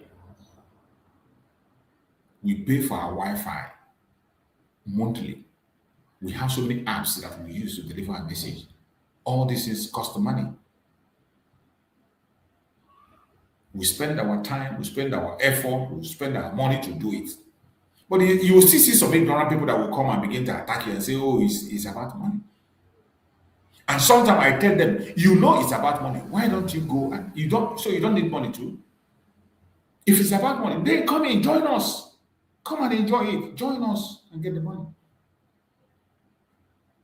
The most important thing is about information. History shows that informed population, when people are informed, they are harder to manipulate. That is why we are making sure that our people are informed. That is the most important thing. Number one agenda. Making sure that every Biafran is informed. So that they will not manipulate us. They will not be playing ping-pong people. Not only Biafrans, including the one Nigerianist. There are so many of them that don't know what they're talking about. There are some people that today, they hate to hear Biafra. But they don't know what Biafra is all about. There are some people, when they know that you are an Igbo person, just because you're an Igbo person, they hate you. You have not done any business with them. You have not cheated them before. You have not insulted them. You never married them. They never married you. You never even befriended them before. But just that they had that you are the evil person, they hate you. Because they are uninformed. They are uninformed. So at this time that we have the opportunity to have the social media, it has become an opportunity for us to get the world informed about who we are, what we really need. You know, some of them, you see some of them, they will come and tell you, Nnamdi Kanu is a very violent man, he's a tribalist. You see some of them, they will cut a particular portion of Nnamdi Kanu program and they will play it. They say he's calling for the death of people. He's calling people to go and kill people. He's saying this, he's saying that. That is why every blessed day I play Nnamdi Kanu program. Every blessed, any program that I do, I will first of all play his program, play Simon Ekpa program. In the night, most of the time, all throughout the whole night, I play the message of Nnamdi Kanu, or I play the message of Simon Ekpa, so that people who were not informed about who they are might get in touch with the video, and now they will understand what it's all about. There are people that have not been, that just started paying attention to agitation today. There are people that just started just recently. There are people who are there, they never paid attention all this while. There are people that just started paying attention recently. There are people that doesn't even know what is actually going on. They come, they argue, they follow up all the propaganda of the government. They don't even know who Nnamdi Kanu is, what he stands for, what he's preaching. I bumped into a program where I think it was I played that program here in Freeze program.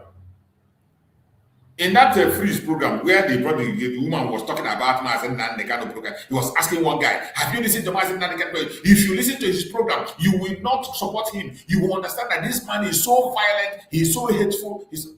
And I was just looking at that idiot. And somebody who has not listened to the program of Nnamdi Kanu will now believe what she just said. Because they will just go and copy a portion. That is why most of I play the message of Nnamdi Kanu. When he interjects and says something, you will know why he said what he said. You will know the situation surrounding his statement before you begin to judge. You will get the whole of the message that he delivered. And then come and judge and see if there is any fault in what he said. And that was why they held Nnamdi Kanu case for almost 10 years. They could not be able to convict him. 10 good years from 2015 till date. They couldn't convict him until they went and decided to convict him without a written law. The conviction of Nnamdi Kanu was without a written law. You saw the video that went viral. Show me the law. Omotosho, show me the law upon which you are convicting me. That question we are asked again and again and again. In the presence of the court, in lawyers, judges. They were there. Nobody could stand up and answer that question. Show me the law under which you are convicting me. A simple question. We know that Nnamdi Kanu is a lawyer, is not a lawyer. And even if though he is defending himself, but you and I know that he's not a lawyer. And for the fact that he's not a lawyer and he's asking such questions, if it were to be a lawyer, if he was to be a lawyer, we would say, okay, he's a lawyer, he knows the law, he knows it. But okay, let's assume that Nnamdi Kanu, he's not a lawyer. Nnamdi Kanu is a lawyer. And he's asking, show me the law upon which you are convicting me. The noble thing for you to have done as the judge is to tell him, look at the law upon which you have been sentenced. This and this and this and this and this and this. But because that law does not exist, the law upon which they convicted Nnamdi was a repealed law. A repealed law against the law of the country that says that you cannot convict any man based on unwritten law. Before you convict anybody, it must be based on unwritten law. But Nnamdi was convicted with a repealed law, unexisting law.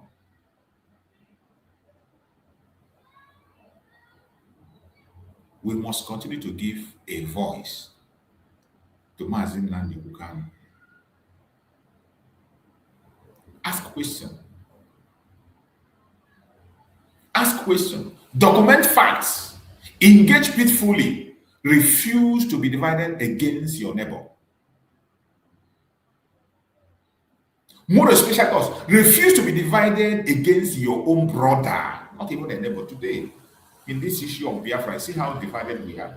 Some of us cannot even see eye to eye with each other because of this. Some of us have become so hateful that when they open their mouth and speak, it's about hate about their brothers and their sisters. Refuse to be divided against your neighbors, against yourself.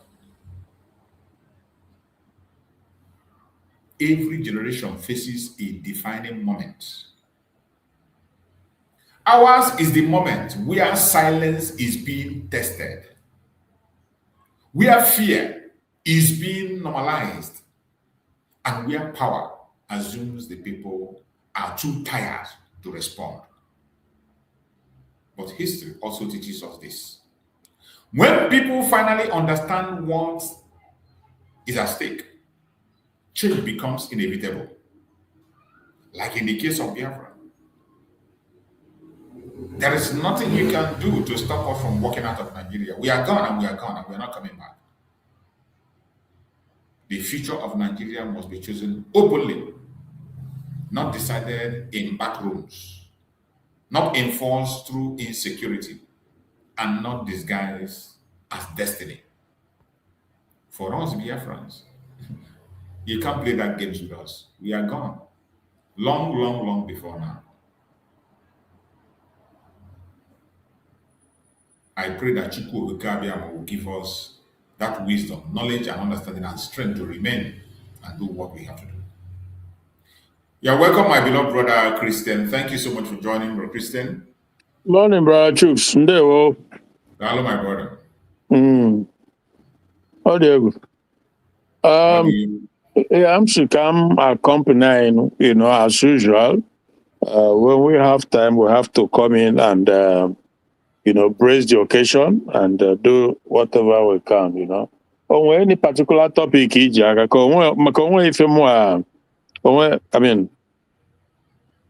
hello? I can hear you, my brother. Go ahead. I'm saying on a particular, if on a particular topic, when news and when much information this morning, if it zoo, man, every day, it's like 1 week, one trouble. Can Nigeria? There's always, there's always something. Though I was listening to this guy, Dr. Catch, or no, Yeah, I know him. Yeah. So he is one guy whom I think, I don't know, he's not particularly a politician, but he's in it. Because he mingles with the P2Bs and some of these politicians. So, but I think he's an activist or something, whatever. But yeah, I really don't understand Catch. I think Catch is a member of PDP now. Oh, really? That's what I think. I'm not too sure. These people are confusing themselves most times. Exactly. Well, you see, so I see him as a politician.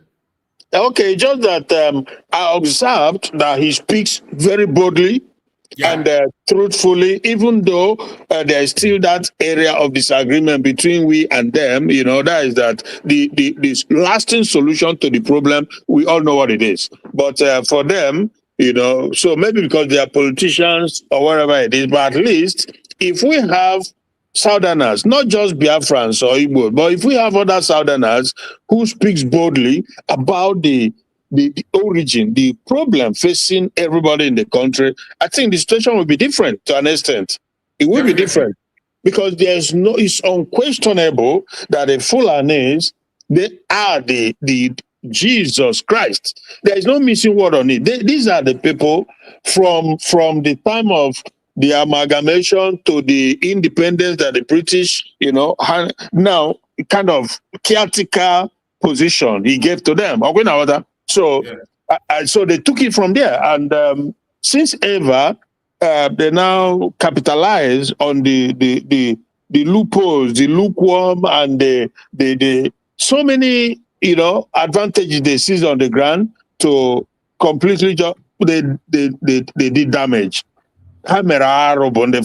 Because from that independence that the British handed over to them, they just began from there to plot, plot every, they began to bring in every mechanism, avenues that we push them towards achieving their set goal, their set agenda.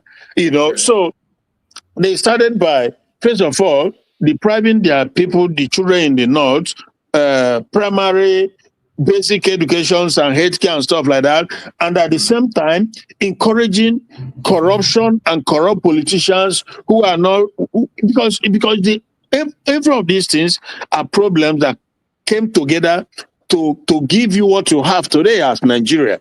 That is unworkable, that is retrogressive, that we never ever do well. And I said it's not a cause, it's not a wish, it's a statement of fact.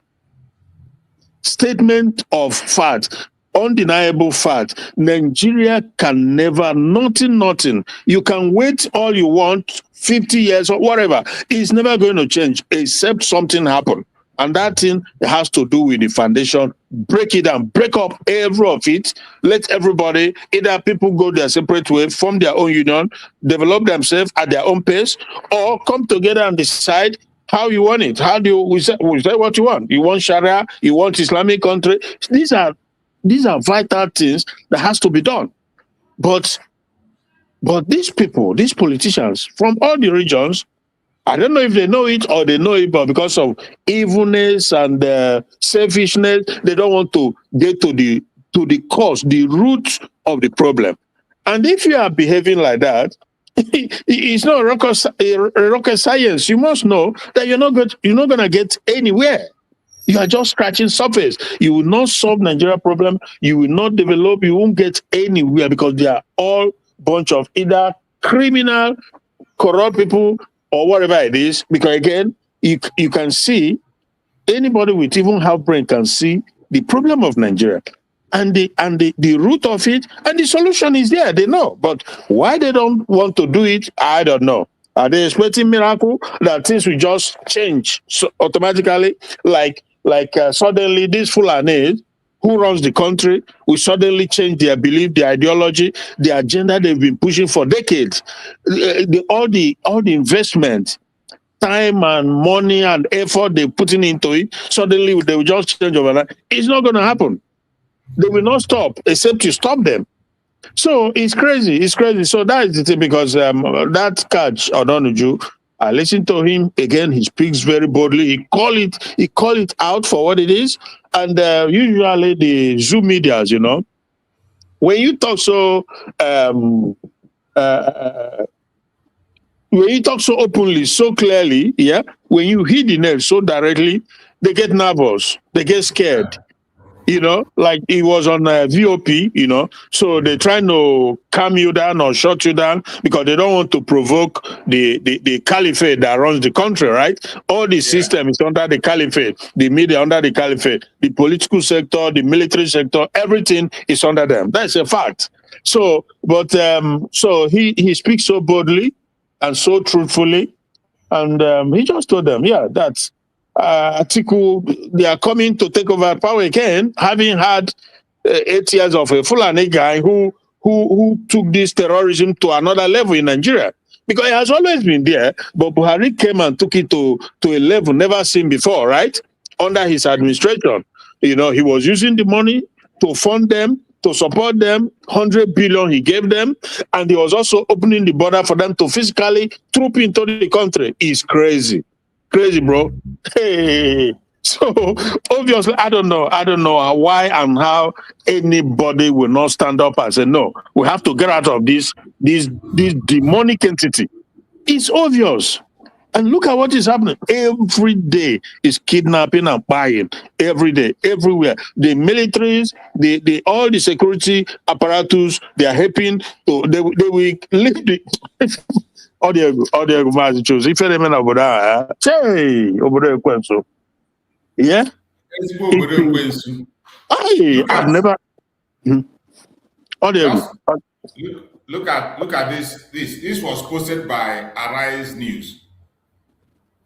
Report says Nigeria pays $750,000 monthly to U.S. lobbyists.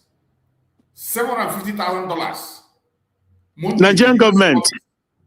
Dwarfing Biafra groups seeking sanction and backing, who spend 66,000 monthly. Well, it's so tiny. I'm not able to see it clearly or read it. So you are saying that the Nigerian government is spending $700 and something thousand dollars? $750,000 monthly. To who? Lobbyists? To US lobbyists. Mm-hmm. For they what? Get 66,000 monthly. Mm-hmm. That's Biafran. The Biafran groups are spending. Okay, so the Nigerian government, they are spending this huge sum for what purpose? To discredit Biafra or what? To discredit Biafra. That is, it's Arise that posted it. They say, report says Nigeria pays 750,000 monthly to US lobbyists. Dwarfing Nigerian group seeking sanction and backing, who spends 66,000 monthly. But first of all, how do they come about this figure? I mean, Arise, how do they come about? I don't know. They didn't specify, no mention of Biafra, but you said 60 something. How do they come about these figures? That's what I don't know. They mentioned Biafra. Oh, really? They said Nigerian government is paying 750,000 monthly to lobbyists. Then, dwarfing Nigerian Biafra group, that the amount they are paying is dwarfing the amount the Biafra group are paying. The Biafra group is paying 66,000. Mm-hmm.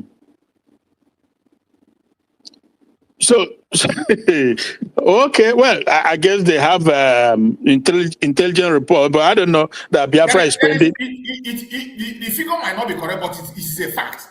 Okay, the figure might not be correct. Money. They are spending more than enough. Even during that one, he said it. Yeah, triple what we have. I mean, you can't compare. Almost $1 million. They are spending almost $1 million, right? Yeah, almost $1 million. Almost $1 million, and we don't even not even 100. So it's the disparity. Yeah, the disparity is crazy. Well, because they have unlimited resources, but the thing is this: if they were human beings with any humanity in them, they were supposed to do the right thing rather than wasting money. The money that's ought to be used in a good cause, they won't do it, right? Schools are lying shallow, nothing is functional, hospitals are just unequipped. You know, people go there, they misdiagnose you, you die, and go to, so many things they could use the money for. But you remember also that Ekpa Abati was amplifying the same fact like a month ago, that Nigerian government should intensify effort, whatever it takes. That was his word, whatever amount it takes to lobby people, So, yeah, that is the situation. That is, but the unfortunate thing again also is that the whole thing has been exposed. The whole world knows what is going on. So let them continue to waste their money, because that inevitability is coming. It's just inevitable. It's coming. Everybody know what they are doing. This Tinubu government with the Buhari government, everybody know what's going on, what they are doing. Rather than do the right thing, they are doing the wrong one. They will not fight the terrorists. They don't want to do it. Rather, they go to America to pay lobbyists to carry out propaganda. And they know, America know now, no matter what, however it goes, they understand that Nigerian government is just, it's not a serious government. So, yeah, okay, if Biafra is paying 60-something thousand, whatever, they are supposed to understand that there's no crime in it. Why would you not give people the opportunity to decide for themselves? Why would you not give people opportunity to have a referendum? It's done everywhere in the world, right? It's done everywhere. This is what happens when people are kidnapped or whatever, deprived of freedom, they have to fight. So it's either you fight or you go about it politically. But of course, I don't know of anywhere in the world where freedom is gotten through a peaceful means, you know. I don't know. It's really hard. Even those who you think they have freedom through peaceful means, if you check the background where they started from, how it all began, something has happened, you know, because we know that even in UK here, they were fighting. There were all sort of terror activity going on with Irish Republican, how is it called, Sinn Féin and all this. They were, you know, so these are agitations, you know. So, but yeah, my brother, Odegu, no, Nigeria. Okay, Yeah. apart from that, now let's go to a platform of this you know, Mike Arnold. Yeah. Mike Arnold brought to Nigeria. Look at what Mike Arnold posted about 9 hours ago. Look at what he posted. He said, President Tinubu is spending $9 million over 14 billion on a DC lobbying firm, complete with Roger Stone and Trump-connected operative, to convince Republicans that Nigeria is protecting Christians. Wow. Meanwhile, Fulani militants keep raiding villages, burning churches, and slaughtering innocents in the Middle Belt. Thousands dead in recent years, attacks ongoing. This isn't protection. This is narrative warfare paid for with public money. Real security, Nigerian Christians, Washington, D.C. Is it from Sahara? From Arnold himself, his own platform. That is where I'm reading from his okay, his own handle. His own handle. He posted this 9 hours ago. Yeah, well, again, that is part of the good thing going on. The fact that nothing is hidden, all these things is coming out. So that one on its own is even a victory, because ordinarily we wouldn't know these things that is going on, because like I said earlier, this is part of what Abati urged the government to be doing. Look at this amount. This is huge sums of money. This is unbelievable. This that remember the program we played the other day, where one man was saying that the US should give Nigeria a fraction of the money they use in bombing the terrorists, that they can use a fraction of that money to secure Nigeria. Yeah, you can imagine. Now the same Nigeria is spending $9 million. Yeah, $9 million just to convince to remove the attention of the United States, convince them that the Christians have been protected. Well, man, choose. Well, when I say that I don't exempt this Tinubu government, even though people say he's Yoruba, he married a Christian, whatever, I tell you that they are all in it. The Islamization of Nigeria, they are all in it. And that is why his government doesn't want to fight terrorism. I've said it. So these are confirmation of the fact, because it's his government that is paying these millions just to lobby people, to convince them otherwise. So what more evidence does anybody need to know that the Islamization and Fulanization of Nigeria is on a serious motorcade that is being driven by the government?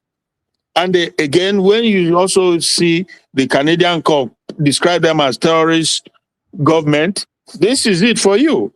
So, but people continue to go about lying or deceiving themselves, pretending not to know the truth. But you have all this evidence. Why are you pretending? Why are you lying to yourself? That they are not serious in fighting terrorism. I've said it also the other day that it's simple. It's just as simple as day and night.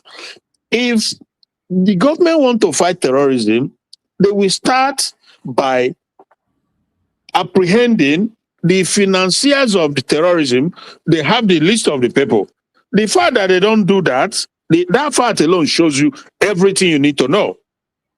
Musa comes out, he lied to you. He pretend, he used deceptive languages. People who are sponsoring it, they should stop, blah, blah, blah. Yeah. What do you mean? But you know them. You know them. You have their names. You have their list. The citizens will be complaining and crying. The Minister of Defense will be complaining and crying. Then who's going to take the action? Yeah. When you are complaining just like an ordinary citizen, you are complaining just the same way we are complaining online. Yeah. So that's why I like That's why I like this Cash, Dr. Cash, because he's calling it out boldly that is the Fulani phenomenon. That is a problem in Nigeria. And yeah, obviously,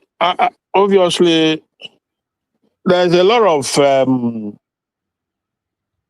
people in both regions who are accomplices to it. That's a fact too. So it's Fulani phenomenon, but there are people in all the regions, in Southeast, South, Southwest, South whatever, who are part of it. Of course. So, but the only thing that we thank God for is the fact that at least we have this U.S. administration who is, kind of putting torchlight on this thing, because before, if you were before, none of this would be happening. People, they would just be so brazen in pushing it, buying people, they, in spite of US intervening before Christmas with the bombing, look at what they are still doing. So think about it. If we did not have this, so you can just imagine what would be happening. What would have happened? So the country is long gone, bro. It's long gone. Nigeria is gone. Everything they are doing, all this political permutation, they are just wasting their time. Jobless bunch of people. They are wasting their time. Nigeria is long gone. When you have a country, kidnapping has become the order of the day in all the regions. To the extent that the security people who are supposed to be going after the bandits and the terrorists and the kidnappers, they goes after innocent civilians. Innocent protesters. They go after them, they catch them, beat them, they kidnap them. Innocent protesters. Obviously, as it stands now, Nigeria and Iran just seems to be the two nations, the two countries presently that are doing something strange enough, wondering, because look in Iran, the government said 2,000 people, the Iranian government said 2,000 people have died in the process. But when government tell you 2,000, then multiply it by 2. Exactly. You get the point. So you know that it's already more than 10,000, Exactly. and that is exactly what is going on. And for Nigerians, because they've tried to protest, they were squashed, murdered, nothing comes out of it. And the government, the same criminal politicians, they try to, create this framework whereby it won't be possible for them to do it again, because since the NSAS, nothing has come close to that again. And so the thing is, but for Iran, it's going on because they are different from us too, to an extent. Very different. They know what they want. They are focused. They are united in what they want. They know what they want. The more you buy them, the more they come. That, and so these are some of the things that is required in Nigeria. If you have to be like, people have to be willing to pay the ultimate price, because this and the politicians. Who want that for Nigeria? And the politicians, they understand the weakness. They know that nobody wants to die. Exactly. Well, Babangida was he in the early 90s? I can't remember exactly, but I was very young then. When similar thing happened, he was a military leadership, and he told the military that, look, just take out. Just 1 minute. Okay. So my beloved brothers and sisters that are watching wherever you're watching, my brother is watching on TikTok. If you have a contribution to make, feel free to speak to us. The people that are watching on TikTok, I saw you there. You're already in there. So if you have something to say, unmute yourself and speak to us. If you have something to say, a brother watching on TikTok, unmute yourself and speak so that others can hear you. So when we talk about the Nigeria issue, it is. You see, when I started this program about the boldness of the Caliphate, the audacity of the Caliphate, it is disturbing. Go ahead, my brother.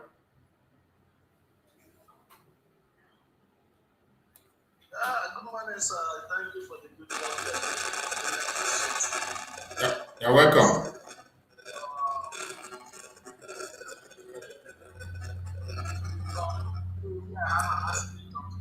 That is why I'm probably thank you. I really appreciate my brother. Thank you very much. You're welcome. Nigeria matter. Nigeria as a team. If they tell you the problem of Nigeria and you understand it, know that your madness is almost 5 or 6. Nigeria is not something that somebody. Serious. If they explain Nigeria case on here, as in, if they explain Nigeria matter to you and you understand it, know that your madness is almost 1% for you. No be small thing, my brother Daniel.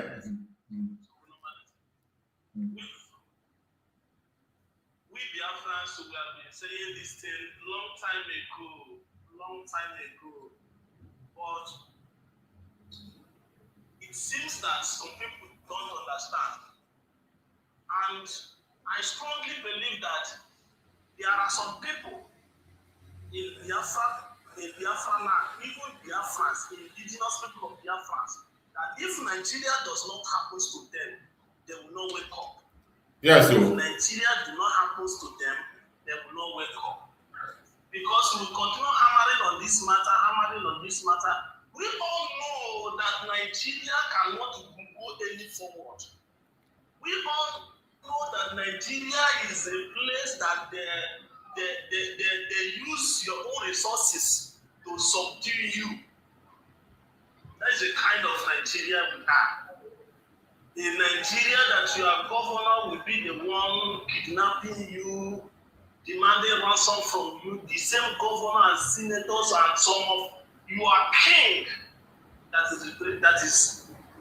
saying that they are the one that is good, but they are the one that is dealing with you. My own opinion is that when he reaches everybody, then we know what to do. We that have learned this since 2014, 15, 16, 17, and up to today we continue saying we will not go back to Nigeria. We mean it. Yes, sir. We mean it. We will not go back to Nigeria, and there is nothing they will do that will make us to go back to Nigeria. That is why most of the times I got angry on some people that God give opportunity to leave Nigeria and to see how things is being run in their comfortable zone, whether they're America, they're US, Japan, China. When you go there, you have to go. I think ndị banyị na-asị na ndị Igbo na-asị na ihe mmadụ ji pụọ apụọ bụ ka ọ fụ ife ọma o jiri ife ọma abatakwa n'ụlọ. When you go outside, you see good things, you bring that good things to your home. And we continue to hammer this thing. This time around, for me to tell you, if I tell you some people will be saying it is a lie, it not be, but that is the fact. What we need now, okay, you remember how much now you are saying that, although I have already watched it before, that they are spending to suppress the truth. $9 million. $9 million. Some people is still believing that this struggle that we are pursuing, when our Supreme Leader come out, will continue where it stopped. And the answer is no. We have laid the foundation. Exactly. And the foundation is there. He said, the little thing say he need 100 men. He know that today will be like this. That 100 men is those that will stand on the ground and fight this battle to the end. But when we are saying all those things now, coming from America to come and visit our Supreme Leader in Sokoto is wasting of money. Why can't you use that money and sponsor the freedom of your people? But when we are saying all those things, it will be as if, no, we're not the fact. We are the one that holding ourselves. It's we that is holding ourselves. If we decided to do the right thing right now, I'm telling you, in the next 48 hours, our Supreme Leader will be out. If we do the right thing. What are the right thing? Follow the instruction. Let the world know that we are good to go.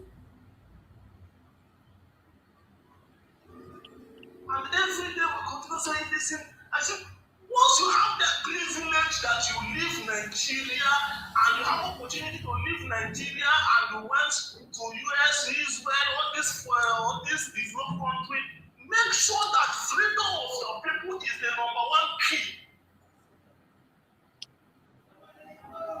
Look at those that will claim that they are millionaires in Nigeria. I think December have come now, New Year have come and go. December have come and go. Is it not bag of rice? The rice share rice finish, you go back now. The rice, how is throughout this month that they eat and January you go finish? We Africans will believe everything food. Everything food. You eat it and go to toilet and it's finished. But when you get freedom, you can have enough as the thousands of food that you want.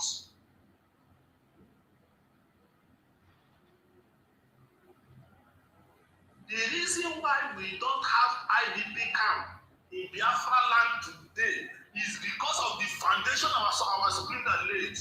That's right. If not, therefore take the eye, see the ear. Let us be realistic. And some of us that have the privilege, you go to secondary school and you graduate, you know, read and write, go and read histories. You think freedom is bread and butter? Before any man make a decision to tell you that I want to go and fight for freedom, he have already know what is going to cost him. Every genuine freedom fighter knows what is going to cost him or her. But some of us will be in the back talking, this one, and then some Biafra will still be hoping. We still be hoping that Nigeria will be good. In what area, in what aspect is it going to be good? This is oh my goodness. Oh my goodness.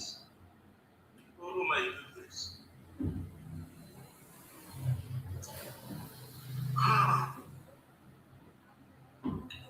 Let us, my point is, I am watching them.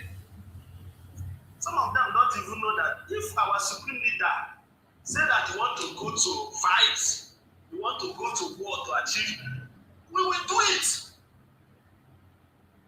When they're even talking about bandit and Boko Haram, they don't even know that we Biafra, we are mad more than them. But most of the times we overlook all those things. You think if Biafra want to deal with people, they will begin to pursue poor people. We know people to get and we deal with them. My brother, you are doing a very great work. Every day you are coming online to give us this information. God bless you. It's not easy. Thank you, my brother. Talk, I'm tired. That is nothing.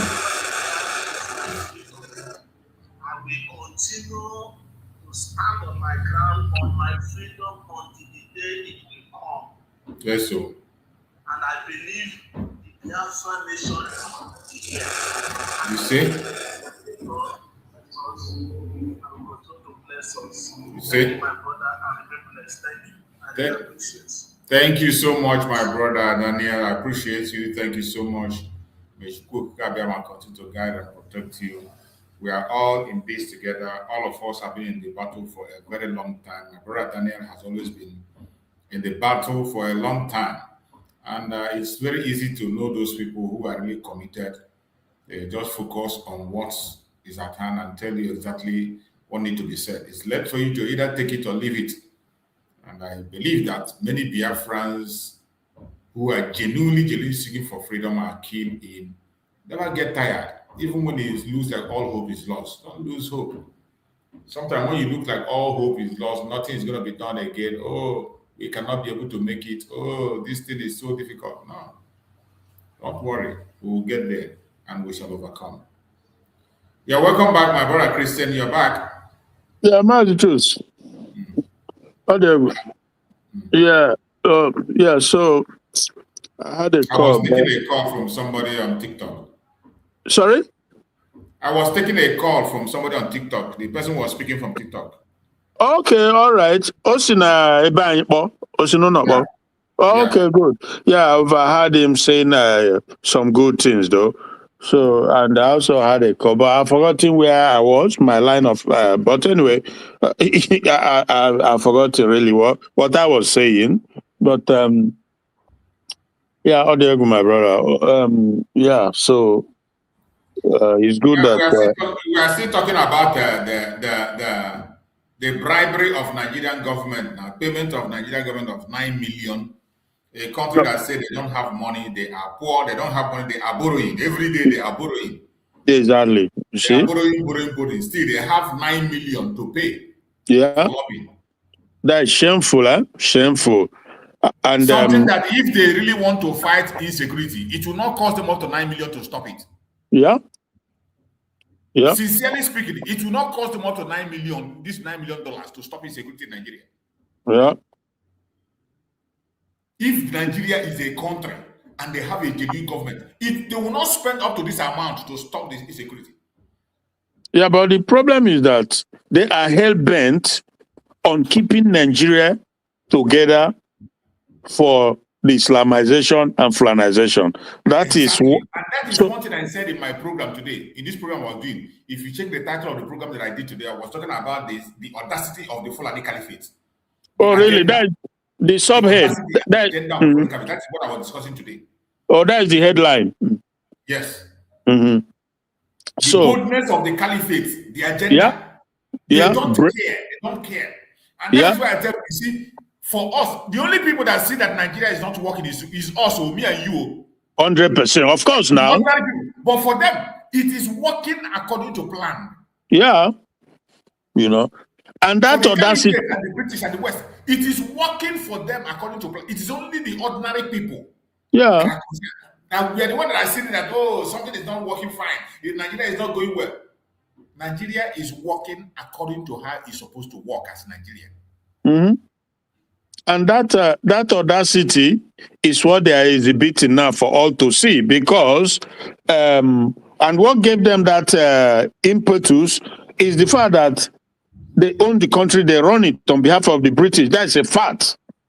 So they're in charge of the military, they're in charge of the police, Air Force, Navy, judiciary, every apparatus of government is in their control. So that is why they are so bolding to do what they do. And a lot of people from other regions, for whatever reason, they bought into it. You know?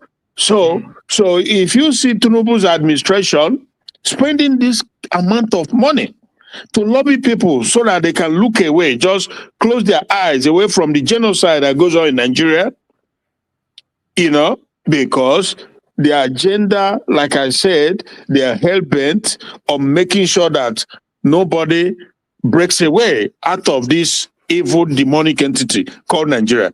They are hell-bent on keeping everybody in it for their own taking, you know. That is just what it's all about. I've known that for a long, long time. Just like Onyendo has been preaching all along. That is all what. If you see if they cajole whatever it is and give Peter Obi presidency, it's all part of it to make sure that nobody be in their calculus, that nobody breaks out. You know, if you see them begin to talk about Igbo Muslim, Igbo this, it's all part of it.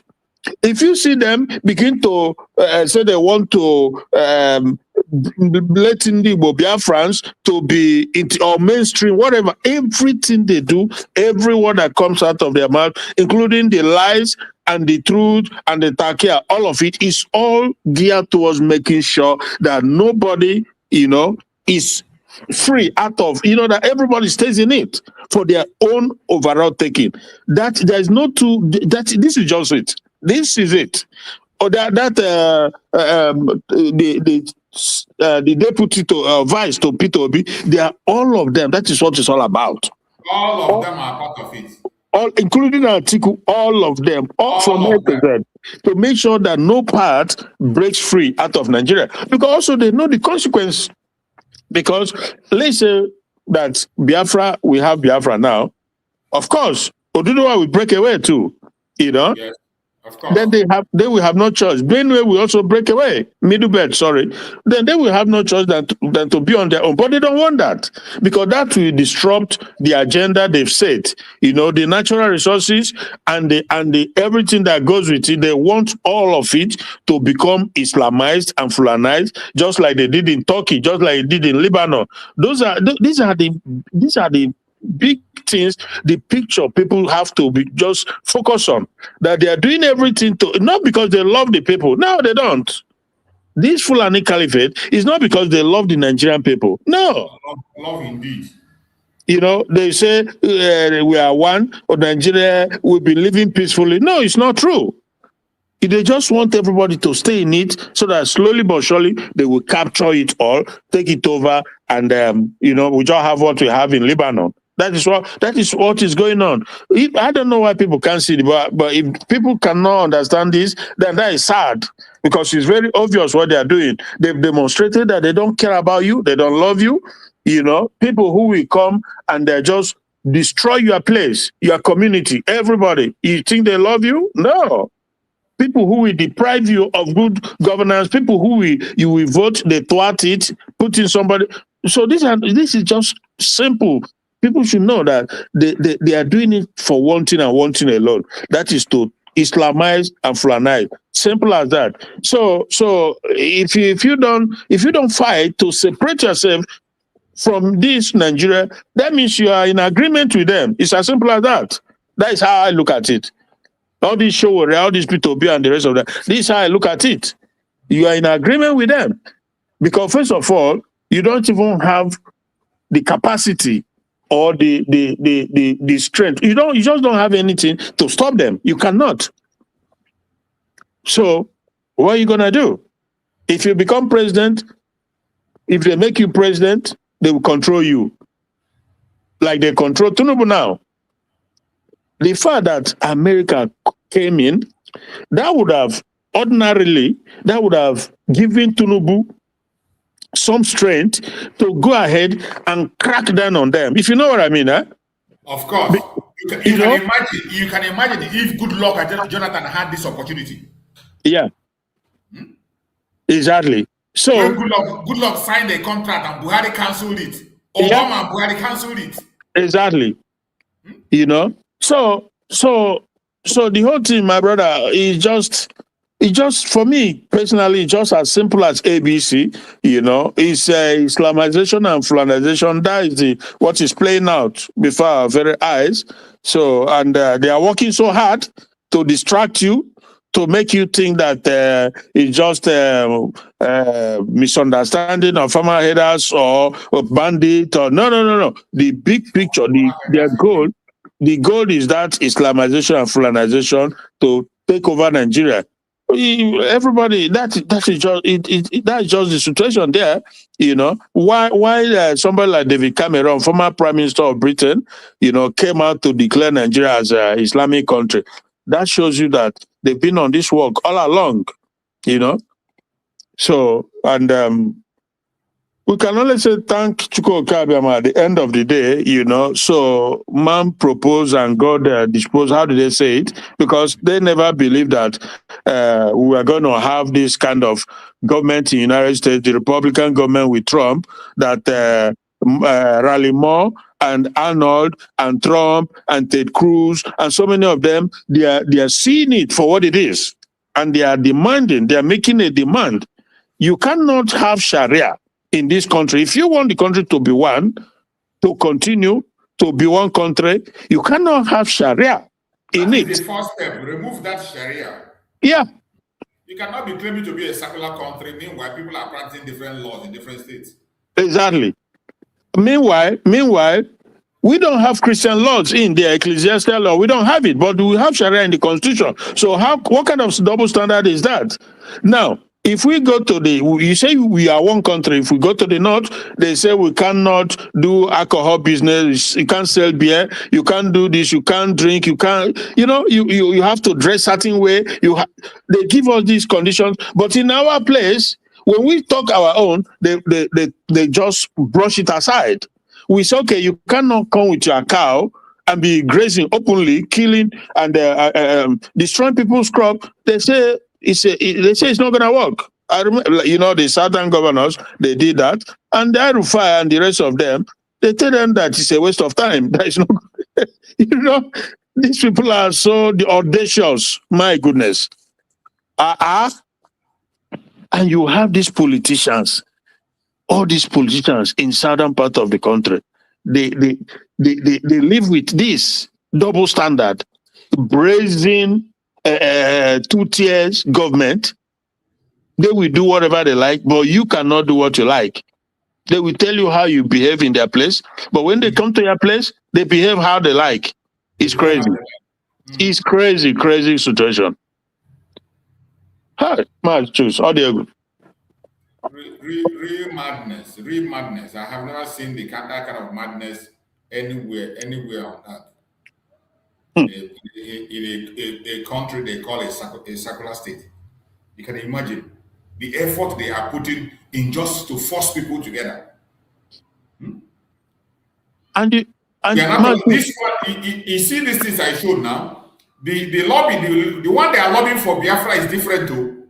They are paying a different lobbying firm for that of Biafra, $750,000.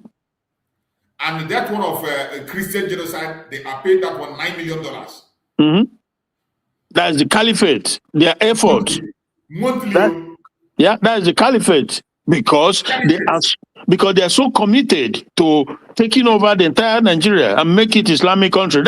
So they are ready to spend any amount. And Reuben Abati, oh my word, that the government, no matter whatever it takes, that was his word, that they should go there and spend any amount to lobby the Americans. What money cannot buy, you put more money. More money, yeah. God have mercy. God have mercy. I don't know. Ojo, you're welcome, Ojo. Let's hear you.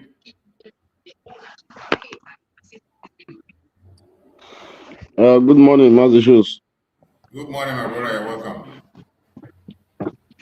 Great God, to hope Biafra. Ndekuta na hana ema. Kelekwa okabia mana ndu konye na n'ime afọ ọhụrụ a. Kelechukwu okabia mana ihe a na-ekwu enwe mogisi small.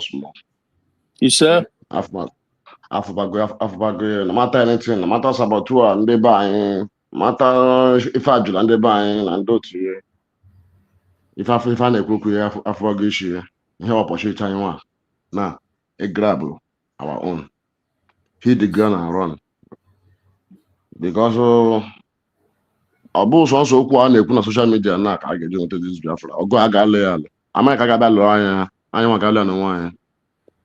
We must do something before the international world put eyes for our side. Ndị a face go the Boko Haram na ndị otu ha ma ha na North, but ama na ha nwekwara another agenda, but ha ma ha na North, but anyị nwa na ndị ga dọta ha dọta with our action, with our resilience. Anyị nwa ga dọta ha face turn face ha ebe satu isi nọ ka ama na anyị nwa na-atakpa afọ karịkwa ndị North ahụ. Nke a bụ eziokwu nnọọ. But that is surprising. Ndị ahụ sị na ha bụ ndị ndu anyị. Ha pụta na social media ọ ga-afụ ọfụrụ eziokwu ga-ekwu na ọfụrụ ezigbote ihe ọ ga-ekwu na obodo kọba rubbish n'ọnụ because of gịnị ọ na-achọ ụtọ gị confuse ndị mmadụ wee nara ego.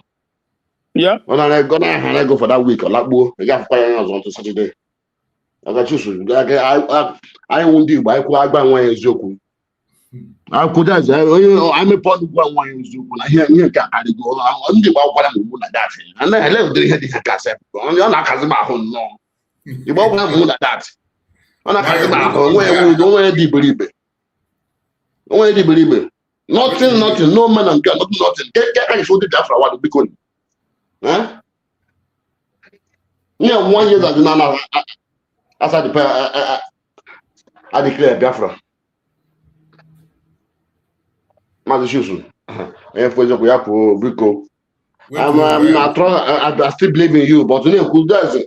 Now, na-emetụ ọnụ ụmụ ihe ụmụ agenda na-etisi na-emetụ ọnụ ka ndị mmadụ na-ebilikwe n'ụra somehow onye depend this woman na not doing anything for us akpọ okwu aha Ngozi Abeze oge kere na ndị otu ya they are not doing anything for us. We need to find out to defend ourselves biko akwado ihe anyị na-eme ha ga-alakpa adazi ndị ga-awakwa ya out egwuregwu akatọ ihe na-eme ndị ga-awakwa ya out Saturday ndị mmadụ na-anara ego na social media lakpuo agafụ ya anya every Friday ọpụtakwa Saturday ọta ọ nara ego lakpuo o ozi ka ọ dị na adụzọ na ka ndị buru ibe nnọọ dekwe ndị bụ ije anya shọshị nnọọ oke lekwe ihe amatekwu na-eme amatekwu na-ebiligo n'ụra oke bịafa ibeshọn na-ele ha lakpugo agbụchigo ndị egbuchi ndị ọzọ lakpugo ndị ọzọ ejikwa ụzọ were lakpuo Saturdays na-anwụ a na-abụ ole ka mmiri ọkụ anya pụtara social media na-akọrọ bishi n'ọnụ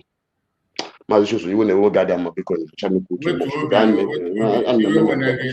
nọ na-ahụ na onye ọbụla ti ya ga onye ọnamara nke ọ na-eme ya mesie ike anyị na-ekpekwe onye ma nke ọ na-eme ya mechie just good and onye ma nke na-eme mechie bọtụ atị odukwu okwu a ka onye ọbụla ma ihe a na-eme nwaanyị akwụsị idisibu mmadụ nwaanyị na-edisibu ndị mmadụ nwaanyị na-edisibu ndị mmadụ tutu ụmụ anọ Ojo Maazị Chuso biko wetu obi this year 2026 ihe ọ bụ 2026 ya opportunity anyị to grab this thing by ourselves ọ bụrụ eyi anyị eji kpọọ mmadụ akwa kpọwa saga ma ọkọ ifere mba Maazị Chuso anyị dị ịkpa aha ọ dịpụta ụmụ ọtụtụ nọ ka anya dị believe anyị dị ịkpa aha oge kere Chuso oge kere na Ngozi Abeze na ndị otu ya they are not after Biafra they are after their pocket because ndị Biafra ndị Igbo mgbe a na-ede biko mepere anya outside ga-afọ local vigilante afọ local vigilante abịa ndị pushman ndị anya mama ga-etiri aka anya opportunity anyị grab this thing without this thing this thing na this year aga ndị Igbo wapụla out eziokwu chukwu ntụkpa asị ka mgbakwa ihe ka ọsọrọ ya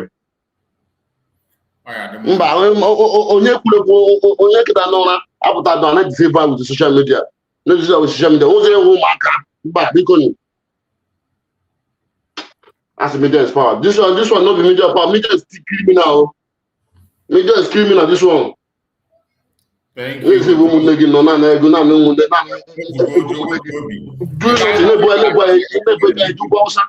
onye ọbụla ma nke ọ na-eme if you know the way you can be able to do your own part we have to keep on sustaining the cause of Biafra just like ihe na-ekwu ife anyị nwa mere ya eme ife anyị kwuru ma ife anyị mere ya eme the international community will now look upon us so we cannot be creating chaos anyway. Let us try as much as possible to manage ourselves properly ebe anyị nọ kịta Maazị Chuso ka akwụkwọ n'eziokwu ka anyị na-atụrụ nwa anyị asị ọ bụrụ maka anyị maka ndị ọ bụ ife anyị mere ọwụ ihe Biafra metara ka Amerịka ji abata ahụ ihe Yoruba dodo ihe dọbatara Amerịka ihe akwụ eziokwu apụrụ ihe anyị na-eme ihe anyị apụta na-atụrụ nwa anyị asị biko ọ bụ maka isi ọwụ ihe anyị mere ya eme Amerịka ji abata ọ bụrụ action anyị mere Amerịka ji abata this mbata ha batara na ọ bụrụ action anyị ebe ị na-aga kịta dị iche ọ bụrụ nke ahụ that one is very very open now everybody saw what happened but ọ dị surprise nọ na ndị Igbo anya chozi anya chiji opportunity anya chiji this time this opportunity na we grab about this thing now listen my brother anyị nwa bụ ụzọ wee tiwe mkpu ife na enye ọnwụ na contribute anyị ma contribute ndị Yoruba nwa contribute ndị everybody contribute and the major contribution that came out, I can even tell you that don't be Biafra made the major contribution because all I am on the support Kaka Trump because we know what he can do when he comes. And since so many revolution, someone make so many revolution, we have been shouting until this issue of genocide and the all I am about genocide. Yeah, but Maazị Chuso. And they begin to other media network had it and the United States had it and they begin to pick it up. So we played a role. But the most important thing, we must continue to hold it on. Can I create any confusion? Because can I hold No, but man, there's no confusion. We must defend our land. Without you getting 80% or 60% in your land, you are doing nothing. We help you nothing. We must defend our land. Wait. Let's hear from Christian. The point he's making, if I'm correct, if I understand it correctly, but now this U.S. intervention, in my calculation, is based off of what the Middle Beltans did, because it's like you can't. It's like there's something you have to do. Thank you, my brother. I'm not Maka Yoruba. Maybe, I don't know, but I'm talking about the one I know. In the Middle Beltans, they went to the U.S. Congress. I don't know how they come about it. I'm not saying it's easy thing to do, because we know we've talked about this thing, and some guys came on air to say it's not easy. EJ Congress can have make invite. Otherwise, but what if it is but you have to make effort, and then you break through. So this is what I see about it, that people from Middle Belt, bishops, activists, individuals, they continue to press on, to complain, to share videos to them, and in the Congress they were invited to come and explain. So that is where it got to a stage where Trump has to, not only designate Nigeria into CPC, but they now have to carry out an operation. And like that pastor, everybody saw it, because they were playing it and showing it. But for us, as Biafrans, I think that our effort is more online rather than targeting the source where the power is. I could be wrong, but this is what I feel. This is what I think. We don't even have any effort at all. Everybody focuses on body. Allow him to finish now. So I feel, but if there's something somebody is doing on the ground, then we don't know, we don't see, and you cannot say what you don't know or what you don't see, because I made reference. We are not shy, we are not running away, we are not scared. If they want to say that it's we, the Biafrans, who brought Trump to bomb Nigeria, we don't care. You people have been bombing us, and you refuse to let us free. You are holding us hostage. Therefore, what am I supposed to do? If America comes or Israel comes to help us, it's a welcome development. You may not like it, but we like it, because we are the one going through the anguish. We are the one who is being subjugated. We are the one who are being stifled in Nigeria. So if you accuse IPOB or Biafran because they do the... So in other words, we shouldn't be hiding or ashamed to make the world know what is going on in Nigeria against us. So if somebody said that CRC or USB or whatever, they are doing something, then they are doing it underground, and we don't know, we don't see, because there's nothing to show. Like I've said severally, they had a committee in the America couple of times, the Congress people, and they invited people they know, people who, you understand. So we didn't see anybody represent Biafra come there to explain to the American Congress what Biafrans are going through. Because in actuality, we are the real people. When you hear Christian genocide, it's Biafra. Or maybe from time immemorial. Manoto, they kill us. We are Christians. In the southeast, they kill us. So we are the people. When you hear this Christian genocide, it's originally we, the Biafra. Until this day, it's still happening. So, but the effort of the people in Middle Belt, that is what exploded it all, and we are seeing the result to an extent now. So this is my take on it. If somebody else have other ideas, he can explain, but this is my take. So far, we don't have anybody. And in fact, is it Mike Arnold or somebody? He said it, that we are not doing anything in the corridor of power in the U.S. Brachus, you remember he said it, right? Yeah, you see, on that issue, I said I don't want to be discussing that very issue again, because on that issue, the way I look at things now, I just try as much as possible to do what I can do on my own part, just like we have been doing here every day. You see, on that, what do you call it? The Middle Belt that went to US to make their report. when it comes to that very action of the United States, the Middle Beltans, they played a major role. They played a major role. But at the same time, we cannot also ignore that we have been on that path even before they came on. For the fact that they decided to reject the Biafran issue. Yeah. Mazi Nnamdi Kanu has been on that, even through lobbying. I played a video here where Mazi Nnamdi Kanu talked about our case being in United Nations, in the US, Amnesty International. So many of those reports have been there. And remember, even when Mazi Samanek was here, we are waiting for this opportunity of Trump. Trump has always been an opportunity. The very first time of Trump, even Mazi Nnamdi Kanu tried to go to that very US on the Congress. He was the picture is out there, but he couldn't be able to have access to Trump then. He couldn't be able to have access. When Trump was coming in again, we were also preparing ourselves and making our move on what to do. Until after things that happened, Mazi Samanek was taken away and things went sour.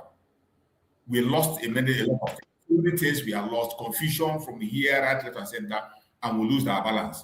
And as God might have it, the Middle Beltans came up and they went. It doesn't mean that we did nothing. We, the Biafran people, also, we played our own part. And that is why I'm saying, at the state that we need to do more. We need to do more to be in the front line, because just as Christians were saying here, we are the one that suffered most. I have done a many program that I did here when I try to relate the Christian genocide with the Biafran genocide. It started from Biafra. It's not even about Christian. Even Pastor Matthew Ashimolo, the confession I played here, Matthew Ashimolo, when he was talking about the genocide, he said that they started killing the Igbo people. Yeah. It was after the decimation of the Igbo people, many of them left the north.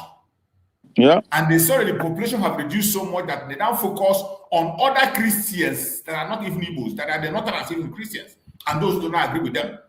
So the genesis of the genocide is Biafran people. And there's no way they can run away from it. But what I see now is this thing is about politics, just as we are saying. We need to be on the front line. But at the same time, the name and title Biafra sometimes is not palatable for these people to mention. I don't know for one reason or the other. Well, once you present a case in that name, Biafra, they shy away from it. Mazi Nnamdi Kanu complain about it. Mazi Samanek complain about it. They shy away. But that will not make us to stop talking. We will continue to talk, and we will continue to position ourselves. And the only man that we believe that has that, we will have that courage to mention Biafra is nobody but Trump. We have seen Trump engage in some things that people don't imagine that will happen. He have used language that people have never believed that it will happen. So if we position ourselves properly, more especially in 2026, I strongly believe that that name, Biafra, will be mentioned in the course of this very struggle now. That name will be mentioned.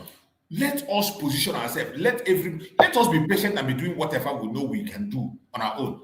You see, me personally, I don't want to begin to blame anybody anymore, or call anybody's name. I don't want it. I don't want to be part of that. I have this hypothetical question. Let's just brainstorm on it. If we don't know. But I feel like I'm just asking you, what do you think, or your opinion on it? That is that, could it be that the effort of the British government, that because we know also the relationship between US and Britain. So do you think that is hampering the US, either the Congress or the Senate, the administration, that is what is making them to shy away from inviting any Biafran agitation group to at least go to the Congress and say something, testify, whatever? Could that be a reason that that is why even Trump, who is like a year now in the office, and his chief of staff, from what I heard, Susan, I'm trying to remember her name, has a lobbying firm that was engaged sometime in the past. So she's aware of Biafra. That woman, she's a very powerful woman, because you know what it means to be chief of staff, Yeah, she's aware of Biafran quest for freedom. So, but neither the Trump administration or the Congress. So what do you think is responsible? Or is it that we've not made enough noise to get to them? What do you think? My brother, just as you said, you just answered the question, and I agree with that, the answer you gave when you talked about the influence of the British. the influence of the British. You see, immediately Biafra leaves Nigeria, British have lost Nigeria. Any mention of Nigeria, British have lost Nigeria. And that is why people are mindful of mentioning it. Mazen Nnamdi Kanu say, even in the United Nations, when they went there to make complaint, once the name is being mentioned, people walk out. British has been the obstacle. Even recognizing Biafra war as genocide, they are still in the front line to make sure it doesn't happen. And that is why the United States is being careful on how to mention. That is why Trump decided to choose that word, Christian genocide. Right, yeah. Rather than Biafra, whatever. Because I that's why he decided to choose that title. Even though people didn't accept it, they don't want to hear it. He chose that title. Because I refuse to believe that Trump, the word Biafra. When he mentions Biafra, it will be a direct attack to British. Mm. And the one thing I am praying for, watching the way Trump is doing with the British today. Watching that thing that will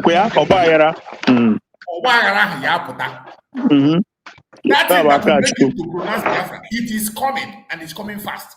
Yeah. Do you see that this issue, even this issue of this Greenland issue they are talking about today? Yeah. It is going to lead somewhere. Yeah. Akachuku.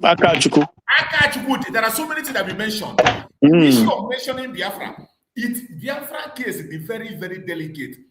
He said the British are so smart and subtle, or whatever you call them.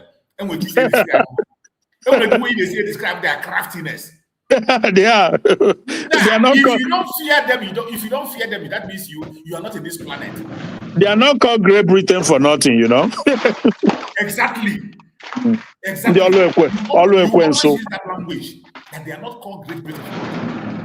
And when you look at even this is what they are European Union, Europe, the people that are manipulating even farmer.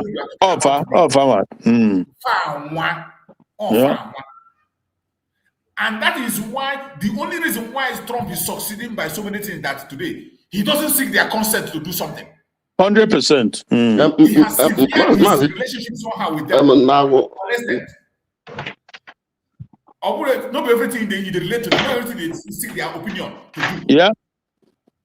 And they know the importance of the United States of America. They know their importance. 100%. Well. So that they are manipulating life, that they are conning this is not working with Trump. Yeah. It's not working with Trump. So this Christian genocide is, since they are talking about the Christian genocide, have you seen Britain say anything about it? Nothing, absolutely. Nothing. Maybe somebody have seen, if anybody has seen, you write it on the comment section, tell us. Me, I never see Britain talking anything about Christian genocide. Well, I live here. I know that not only have they not spoken or said anything against it, but rather in my beliefs, they are, in fact, they are in support of it. Because, like I said in the past, that if a former prime minister I think he was a prime minister when he made that comment. Oh no, he was already he was out of office.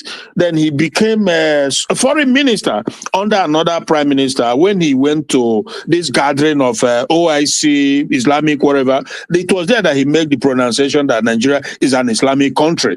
So for him, as a former prime minister, to say a thing like that, it clearly shows where their own government policy lies, if you know what I mean.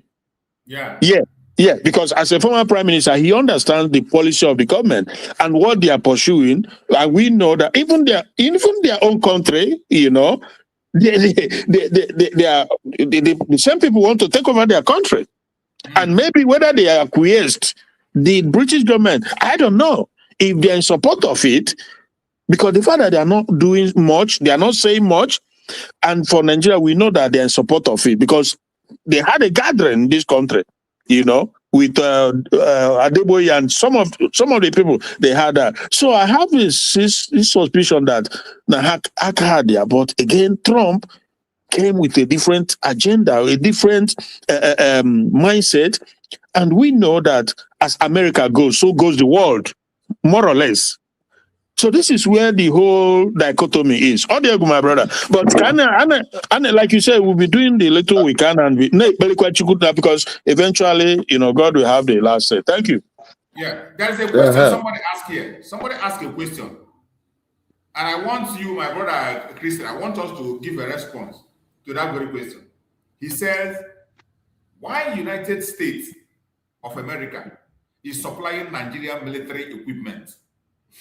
Mazi choose, please. I need answers. Mazi Christian, answer. He said why America? He said why America they supply Nigeria? Yeah, the brother is asking why is it that America is supplying Nigeria military equipment? Where is it now or before? I think I saw that post. I saw a recent post where I think it's on Sahara Reporter where they say Nigeria sent some equipment to US sent some equipment to. But first of all, Massachusetts. First of all, medical aid. Exactly, Massachusetts. We don't know what it is, what equipment it is. Exactly. Is it medical? Is it military equipment? Is it medical equipment? We just don't know. Right. And you cannot tell me that knowing what we know and the Americans knowing what Nigeria is all about will be supplying them. Do you remember that this Tokeno jet was sold to them by the Americans, and they gave them conditions. They told the Nigerian government that it will not be used in the Southeast. You remember? Yeah. But they break the condition. Sorry? They break the condition. Yeah, but I'm just of course. I think because Tokeno was used in our place, right? So yeah, many times. So, okay. So, but the thing is, they gave them this condition and they break it, and then we also see that in the past, America have come to work with them and they sabotage American government, the American military. So obviously, this equipment the guy has that was supplied. We don't know what equipment it is. I saw it on either Sahara when you read it that day. Yeah, I saw it this morning. This is medical equipment and military equipment. I saw it this morning. So the question I can't really answer fully because I don't know what equipment it is. I don't know the content of it, and but the only thing I can say is that sometimes some things are beyond you too, because we are like speculations and everything. We don't know even near enough. So, but we'll see how it goes. But nonetheless, we must continue to do the little best we can. We have to, no matter what.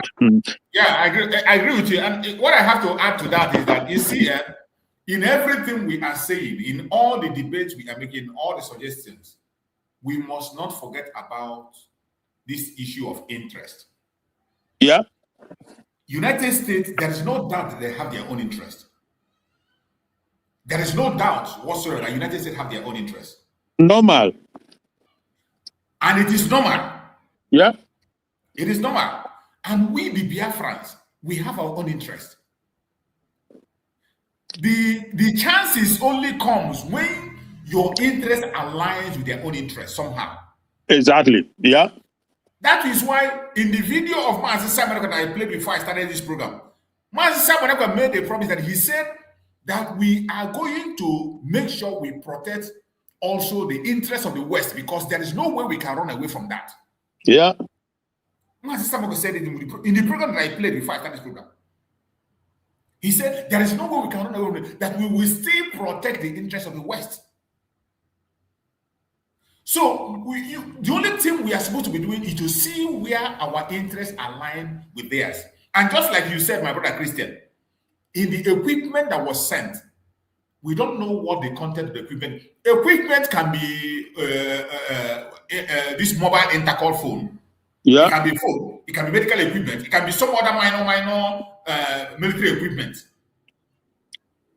It might not be heavy-duty equipment. So all these things, there are different kinds of equipment that can be able to send to them. You cannot say they will not stop their communication with Nigeria or transaction with Nigeria completely. They cannot fold it completely like that. But just like the Tokara Jets, when they gave them restrictions on what to do and what to do, they have learned so many lessons from Nigeria. We don't even have to tell them what to give them or what not to give them. Yeah, because Buhari bought it. He bought the Tokara Jets purposely to use it against us. Exactly. And he was told not to. Was going for that Tokara Jet, and they put those restrictions. So even if anything happens in the course of the line, they use it, they won't go scot-free. And at the same time, why they are using it, they will be afraid. They can't use it like when they have a free hand. Yeah. They cannot use it like when they just gave it to them and say, okay, use it and do whatever you want to do with it. Yeah. It cannot be the same. So what we talk about is like this question that this brother asked. Many Biafrans today, I have seen another audio where somebody was talking that we should not even hope on America. We shouldn't even be talking about America. We should forget about America completely. No. We should talk about African country. Somebody was saying that we should talk about Africa. We should go and associate with our African people, go and forget about America. America cannot help us. And Who they talk that one? Who they talk that one? There is no way you can avoid working with America. You cannot. Yeah, but Massachusetts, yeah, 50-50 or 50-50 call. 50-50 call. If Otosh were dinner. Nobody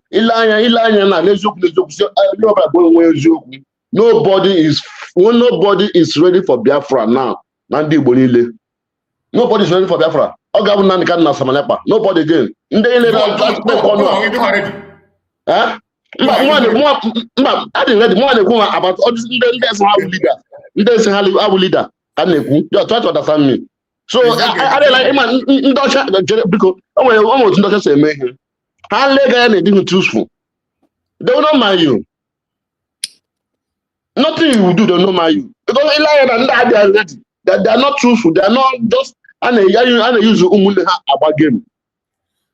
In that aspect, let me tell you something. You see why I always advocate for us to mind what we say and maintain maintain some level of decency in what we are saying. But we know that our leaders, somebody like Nnamdi, they have done a lot of work. And the work they did can never be wiped away. They are in the front line and they are in the table. But all those saboteurs, they are cleaning the work. They are cleaning small. The argument give them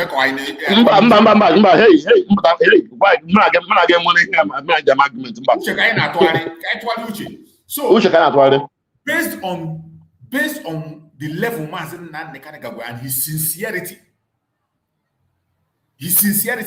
don't you think that the United States can focus the attention on Mazen Nnamdi and the effort he has made before and the suffering he's going through up to today? Actually, they can just close. It's like Donald Trump. They are just watching they cannot even consider his own effort. To look because of that, bring him out. America, they can consider to bring him out, but to give us the freedom, we never ready because America I want no one need their freedom. I got nobody control of our land. Even over 50%. The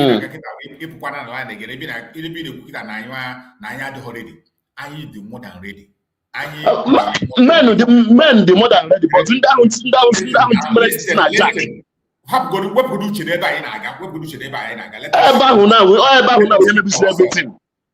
let us speak to ourselves. If I or when you share on that the release of Mazen Nnamdi can be the automatic freedom of Biafra.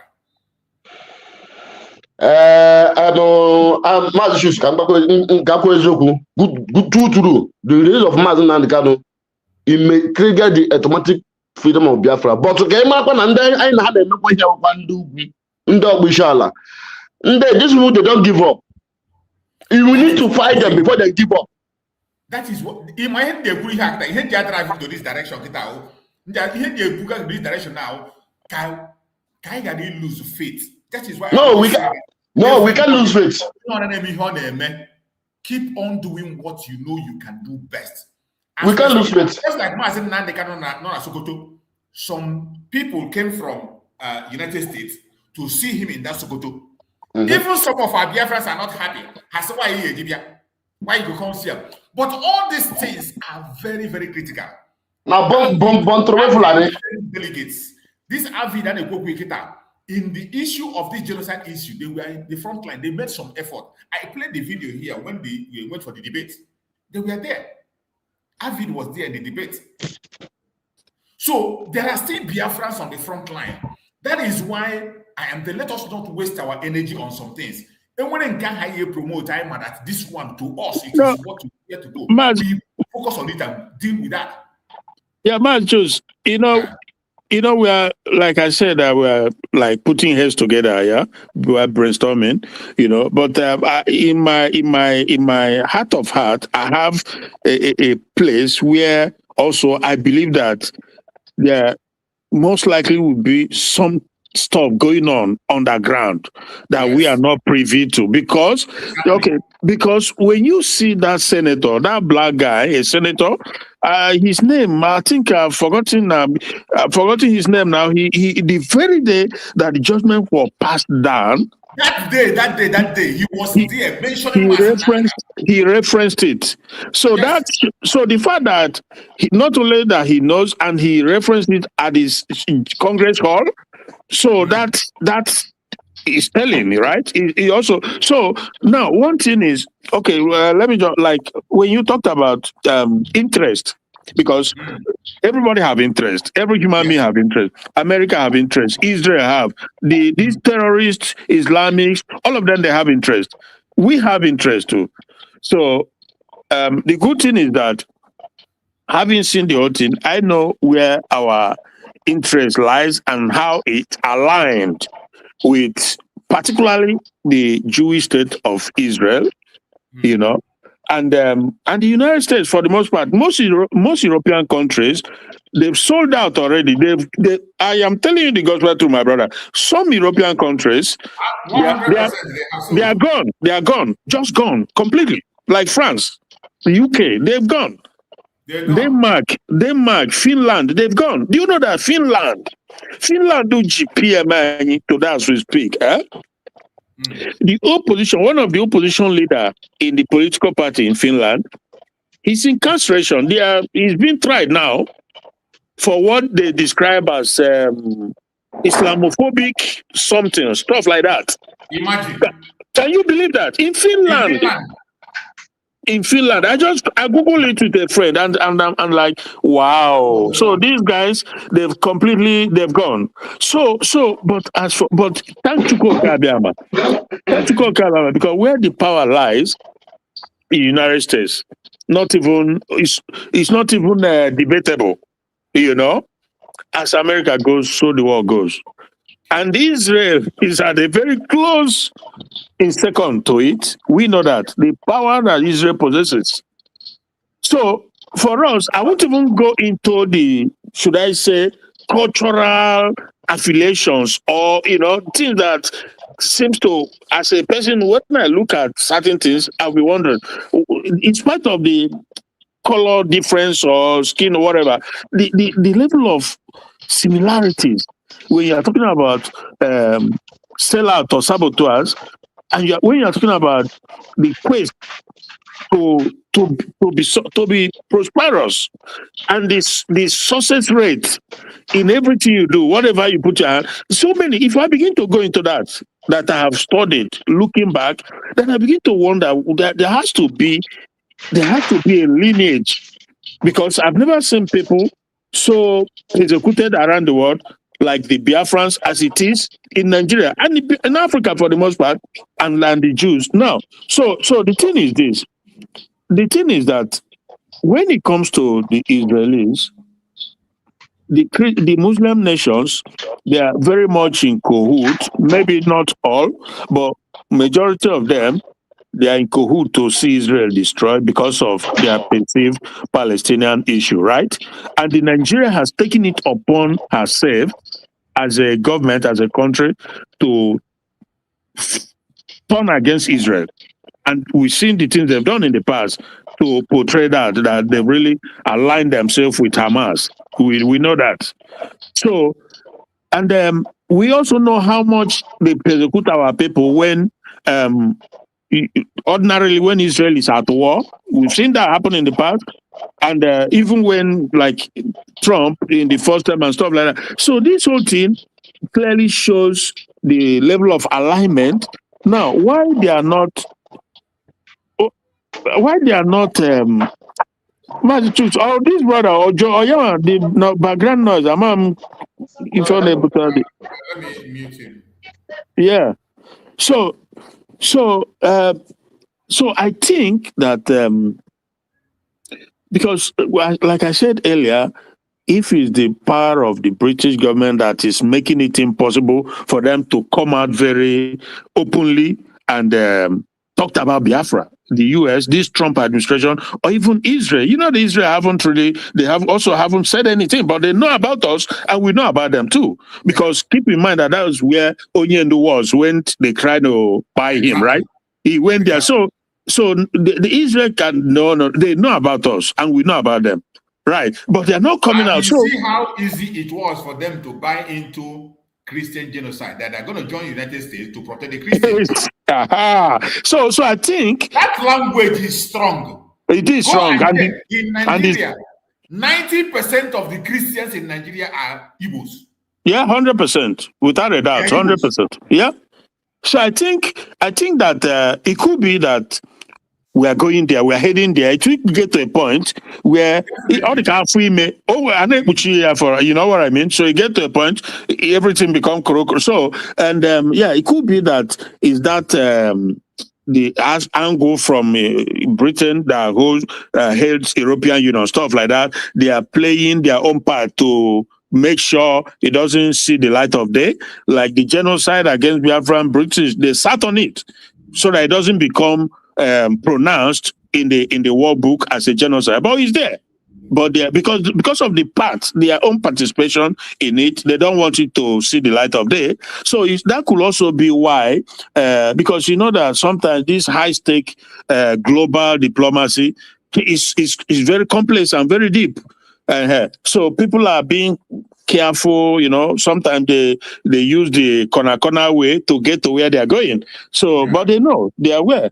You know, particularly Israel is very much aware because they know very, very much. I know some guys who are working. Yeah, I know some guys who are working directly with the government, the Prime Minister Benjamin Netanyahu. I know some guys who are working directly with them, and they advocate openly about Biafra, so they are aware. But like you said, we just have to keep on doing what we are doing and leaving the rest in the hand of Chukwuka Abiyama. He knows how to, in his time, he also knows how to arrange things. You know, that is not to say that, ultimately is him. Our faith and hope is not in human being. It's on him, Chukwuka Abiyama. We just have to keep doing what we are doing, continue to make the noise in any way we can, and I believe that we are heading there. It will get to a point because even if you even look at this condition, all these conditions hanging in the zoo, what I go up, I don't see how there's absolutely no way I see them meeting the conditions. And at some point, they will have to meet the conditions. Either they meet it or they have to vacate. It is what it is. You have to do it or you leave. Because the abrogation of Sharia law, the blasphemy law, is unacceptable. And they've said that. Ted Cruz, and they won't go back on their word. That you can be rest assured. It's just a matter of time. They've said it. You cannot have a country that is secular and at the same time you have a religious law in the country that is being used to Islamize the people. And everybody have seen the effect of Islamization and Fulanization. I mean, the Islamization that happens in Lebanon, happens in Turkey, and some other places, Syria, so many other places. So that's the what I can say for now. I think that we just have to continue and we'll get there, obviously. Thank you. Definitely, we are going to get there. All we have to do is to keep on pressing on. because everything that will lead us to that direction are already in place. Yeah. Just like this question of removing Sharia from Nigerian law. That one alone can take us to the division of Nigeria. So there is, there is a great chance. The only thing we need to do is to position ourselves properly, conduct ourselves properly, so that we will be heard properly. Have a unified word when we speak. Unity of purpose. Continue to present that unity of purpose. We will get there. But man, with all the things that are going on now, we know that there is a work on the ground, going on the ground for freedom of Mazen. They can't hold him forever. No. Mazen Nnamdi is coming out even earlier than you expect. Yeah. The same thing with Mazen Simon Ekpa. The plans are ongoing as we speak. They are going to come out. The only thing is those of us that are outside, maintain the pressure. Don't run away and say, oh, I'm not doing again because of this or because of that. Don't talk down energy. Keep that energy on. If you know what you can do as a person, continue to do it. Encourage your brothers and your sisters, everybody. Let us keep a hand on deck. We know that mistakes are being made in different angles, in different camps, in different failures are everywhere. But let us not continue on that blame in 2026. Let us know better that no, this time is not a time for self-pity. It's a time for fact. If you have evidence and fact that is going to attract the international community, present it. Anything you have, begin to push them out. Just like the visit of those guys to Mazen, it interests me so much because these are the guys I saw who were in that debate that has to do with this Christian genocide. They were there. In which debate? Which debate?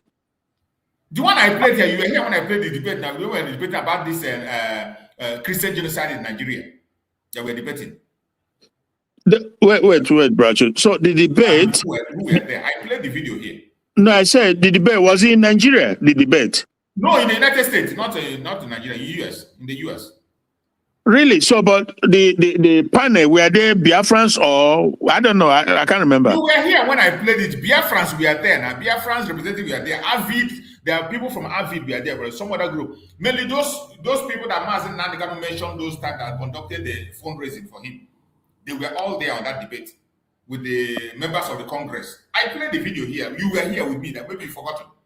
Oh yeah. Oh, now I remember where the one woman. Yes. I think. Yes. Oh yeah. Now I remember. That was given half information. The woman we said we don't know on whose side she is it? Yes. And the guy was the one from the Avis, huh? Yes. Okay, we also said that I think he did slightly better than the woman, but we also agree that he could have done more, right? Yes. He could have said more, but it's okay. It's okay still. All right, now I know what you mean. Yeah. So obviously, that guy is one of the person that visited Mazen Nnamdi in the prison in Sokoto. Oh, that is very good. That is very, very good. So, yeah. Frankly, because I overheard a guy who, I think he was on the phones saying something like, why are they visiting that? It's a waste of money, blah, blah, blah. Well, he doesn't understand. So, the visit was very good. Very, very good visit, So, he reassures Onyendu that we are still making noise outside, which he wants and he encourages. So them visiting is also not just to reassure him, which is important, but also the U.S. Congress members, they are aware of this whole thing. So and the zoo and the Caliphate, they better be careful because they just have to be careful. Trust me, you get in that. That visit is very, very important. Nnamdi and to us as Biafran, even to the Caliphate, they will even to the Caliphate. Yeah, Nnamdi Kanu is not just one of those, He's just not one of those. Yeah, it's a global figure. The world is aware of it and everything. Even though they violated all the rules, all the conditions, all the law passed on him to be freed, they violated it all. But that doesn't mean that it's the end of the story. No, it's not. So, and I believe they know too, because like I said the other day, there are some things you don't joke around with. If Trump say do this, they have to do it. They have no choice. Just if he pronounce it, we saw it when it happened. When they talk about Sunday Jackson, that's why they release him, even though they're trying to downplay it, thanking the governor of the state, thanking the Supreme Court judge, one Yoruba woman, the media, the Zoom media. They're trying to, shamelessly, instead of them to acknowledge the fact that it was because of Trump that Sunday Jackson is free today, if you know what I mean. But again, this is what happened when you are dealing with cowards, when you are dealing with evil criminals. They will never acknowledge the truth, even when the truth is staring them in the face. So we know the power of the United States. So all this one that say if Trump wants to come to Nigeria and pick up anybody, it's a walk in the park. That is just it. So and there's another guy now. They have arrested again. They condemned another guy again. That was fighting for his people to secure him people from Fulani people. I heard about it, but the one with Sunday Jackson was that it became very global, and they had an American lawyer that came in to intervene, and from there one thing lead to another, and they get to the highest authority. But this other one now that I saw, if he doesn't have somebody to speak up for him, he might just go the whole thing might just go left. That is why people have to be putting their voice. We need to be adding our voice on that guy. I forgot his name. You see the point. You see when I'm doing program, I will bring up his name and picture. Exactly, Massachusetts. You see the point. That is why sometimes people will say talk. Talk is good. You don't know where you don't know who is listening. How are people going to know? Oh, this noise you are making, they call it noise making. It's going a long way. It go a long way. You remember one president in one of these African country that they had a coup on him, and he was telling, I think his relative that came to visit him in the prison to go out there, make noise. You remember that video, Mazi? Yes. But it's one of those countries, I can't remember the name, but they had a coup and the military arrested him, put him in the prison, and he was telling them to go out to the world and make noise. Guinea-Bissau. Is it Guinea-Bissau? I think Guinea-Bissau, Equatorial Guinea, yeah. Yeah, one of those countries, he was telling them, make noise. So the noise is good because you remember even in the Bible when he said there's a lady who put a request to God, but he continued to disturb God. He wouldn't let God. He don't let them drink water, drunk up. God self come tired. He said, this woman, he go wear me. he go. So he said, make an answer more before he go drive me crazy. So we have to continue. Mazi, good morning, my brother. Thank you so much. Romas, let's come on. Yeah, take your mic. Oh, let come. I got my fine. Yes. Onye nne ya ma nwanne ya nwoke nọ n'alaeze, nwanne ya nwaanyị nọ n'alaeze, adakwa ala ọkụ mmụọ. Exactly. Oh, ekene m unu. Ọ ya dịrị unu na mma. Chukwu okike onye bi n'eluigwe ya gọzie unu niile. Ma ndị nọ ebe a, ma ndị nọ na comment section, ma ndị na-ga watchkwa anyị later. I say, I saw this our great sister. Do you know how persistent and resilient this our great sister, whose picture is on your screen here, was in Sokoto prison? I watched her when they were interviewing her. Other people that came with her they left, but she remained. Even when the prison official said no, they will not allow her to go in, and the other people left. This our brave sister, this great daughter of Biafra that has so much interest and love for Mazi Nnamdi Kanu, our leader. She's not the one here. Oh, she's not the one? No, she's not the one. This one is a different person. Okay, there's another one that remained in Sokoto when the other people left. It is the same dress that one was also wearing. That's the reason why I'm saying you're talking about. Yeah. Okay. It's not Lolo. It's not Lolo. I know. Okay. Okay. So these are the kind of people that are, because there comes a time in our life, in anyone's life, where we, look back at what has been happening to us, to your people, to your land, and you say, no, I will not allow this to continue. It's too much. Good morning, Ekpa, then you have to do something. All these people that you are seeing today that are coming out, they were not very active when Nnamdi Kanu was with us. I didn't see them coming out the way they are now, forcefully coming out to speak, because they have seen the evidences of what Nnamdi Kanu was shouting like the lone voice in the wilderness, and nobody, because it was like prophecy Nnamdi Kanu was given to them, just like Noah was telling them. Not the Noah in Ghana, not the Noah in Ghana. The one in Ghana has been arrested. He's going to face charges. The biblical Noah told the world, preached, that God told him that he is going to destroy the world with flood. Some people say you are a madman. You are. It's like if you are not even a drug. It be like say they take Igbo. Who told you that God is going to destroy the earth with flood? They were making jest and mockery of him. But Noah persisted, labored to build that ark. And on the D-Day, they were knocking the doors or the frames of the,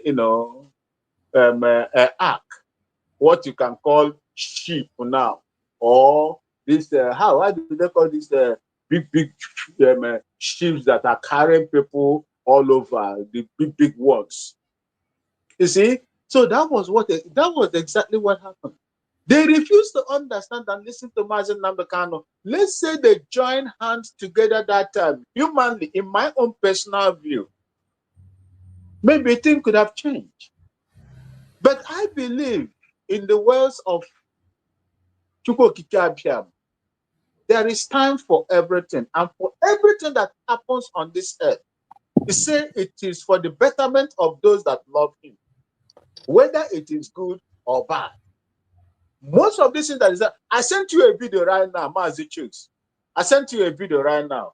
That same prophet that I used to talk about, David King Liu. See, protest. I told you people before, I said we have done all that we could. I used a proverb to describe what I was saying before, even from Sister Linda's TV show. I said, the hawk descended from the sky and snatched a chick from the mother hen, flew. The chick was crying, Tio, Tio, Tio, Tio. People say, why are you crying? You wait there up there. So why are you crying? He said, I am not shouting and crying. That thing that is holding me, you know how the claws of hawk is. Once it grips, they let go unless you kill him. I am not shouting that what is holding me will leave me. I am shouting so that the world and history will tell those that will come after me that he made noise. He or she made noise. We have made noise. We have continued to make noise. But there are voices that is going to speak, and Nigeria will tremble, just like they spoke on the Christian genocide. I assure you that. I sent you the video. I don't know whether we will have time. We could have played it for our people to see. And you will see the chronicles, how this man tabled everything that happened to Nnamdi Kanu till today. And the man is still talking now. He said that a voice, a stronger voice that is bigger than our own, bigger than that of Nigeria that is holding us on ransom, bigger than that of those people that are supporting them. will speak for Mazen Nnamdi Kanu's release from now to the end of this year. And I believe that that is exactly what is going to happen. He said, my brother, I believe. See, if you go and look at this man's proverb, prophecies, no one, he was the one that prophesied that they are going to assassinate. There will be an assassination attempt on Trump. But God is going to take him out because God has not finished with Trump. And for me as an African, I do not know. Looking at the security apparatuses, the National Guard, CIA, FBI, Navy SEAL, U.S. Marine Corps, the real U.S. Army, and the rest of them sitting down there, and there will be an attempted assassination, on Trump. I couldn't fathom that. But it happened. It happened. Go and watch the video. If to tell you that our God, Chukwukabiyama, is a great God, supposing Trump kept his face towards that particular place, let me show you. Supposing, look at my face. Supposing Trump kept his face towards this place, that bullet could have picked him. But God, the Spirit of God, twisted his neck, changed it. He twisted the neck, and only the ear, part of the ear, was taken. Tell me what could have happened if the head was facing the bullet that was coming to pick him. That is to tell you how God works. And this prophet said it, that God has not finished with Trump. Trump is coming back to do a lot of things. And that is exactly, that is the, I know, I said it here the other day when I appeared on this, platform. I said, there are men of God and there are men of God. Definitely. There is no man of God that will give you the mind of God, what God has revealed to them, that he or she will not give you the solution to it. Not prosperity, not how you are going to make money, not how you are going to bring money to come and challenge God, not how you are going to build altar in their place with $1,000, $2,000, as much as you have to build altar for your children. Those are not the pastors. Those are not the prophets that come from God. By their fruits, ye shall know them. I don't know if you will play that video from that man, because I cherish him too much. He has declared that he is a Biafran, but he is in Ojo cantonment, Ojo area. That's where his church is, in Lagos. The man has been very, very vocal. The same man that told the Nigerian people and those that were fighting Simon Ekpa at that time that the spirit of agitation has engulfed Simon Ekpa. Fight him at your own peril. Make we just forget about what Simon Ekpa is passing through right now. But at the appropriate time, the will of God will happen on Mazen Nnamdi Kanu and our Prime Minister Simon Ekpa. Continue to pray. Continue to do what you know how to do best. That is to fight and shout. Let's continue to fight. Let's continue to ring that bell. Let's continue to blow that gong, gong, gong, gong, gong, gong. The world will hear us. They have heard us, and they will continue to hear us, and we will continue to worry them until the right things are done. Nigeria and West Africa. Let me say Nigeria and West Africa. I'm not talking about Africa as a whole, Africa as a continent.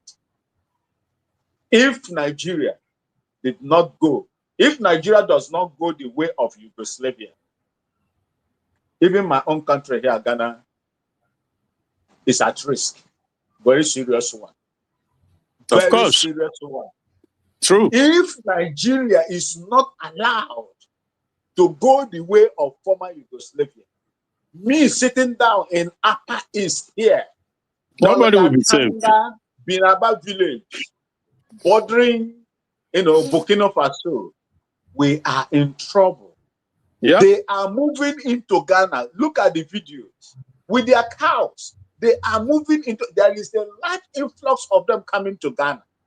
And when they have their population so enormous in your own community, they tend to subdue you, deal with you, and erase you.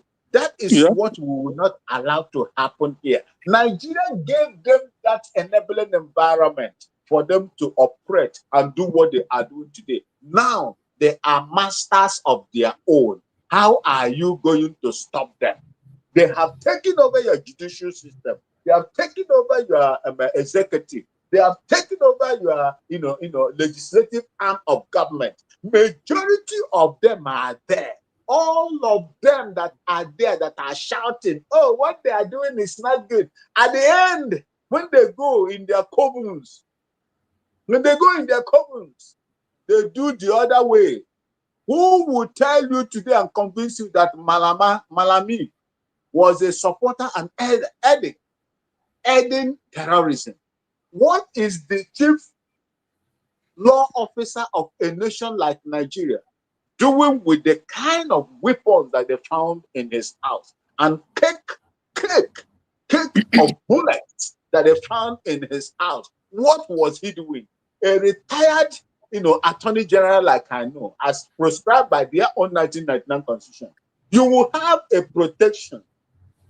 You will have a protection. I think one police officer, that is what you're supposed to have, that will be protecting you in line with their constitution. But what are you doing with that kind of weapons that they find? Not even guns. So these are assault rifles. What were you doing with it? What were you doing with it? Just take, for instance, Mazi Chips and those that are listening to me today are wasting your time. Wallahi talai. Look, what would have happened if it was Cletus Ibeto that they saw those kind of weapons in his house and those cake of bullets in his house? What do you think will happen to Cletus Ibeto? What was Leti Iwanyamu?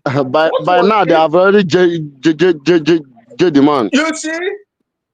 What you see? Look, you see the CBN governor MFLA, the pistol they saw is in house, his old model pistol that he used to secure himself, and they put it in front of him as an exhibit. You see, Oba. You see, so these are some of the things we are fighting to free ourselves from. It's just like the Francophone African countries are trying to free themselves from the top grip of France. That is exactly what we are doing. We don't want to remain in this place. Other people will do something. The NSA, the vigilante groups with their siren vehicles equipped in a Kwara State or a lorry, they arrested them. What happened? Mazi Chuks, have you seen the progress of that arrest that they made over there? They said it is the Nuhu Rubadu that established them. Have you seen the outcome of they have that? Released them. Okay.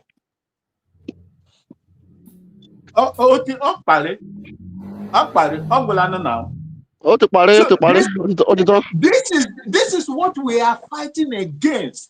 If you are from the Biafran zone and you still believe that you will look at, you see this guy that they have that defended himself, not Jackson, Zidane. I think you heard of that other Zidane. I think they said yes, Zidane. You know, he is still on death row. Yeah, Zidane, that's the one we are talking about today. Now we need to start using his picture and this in presenting it so that the world will hear about that too.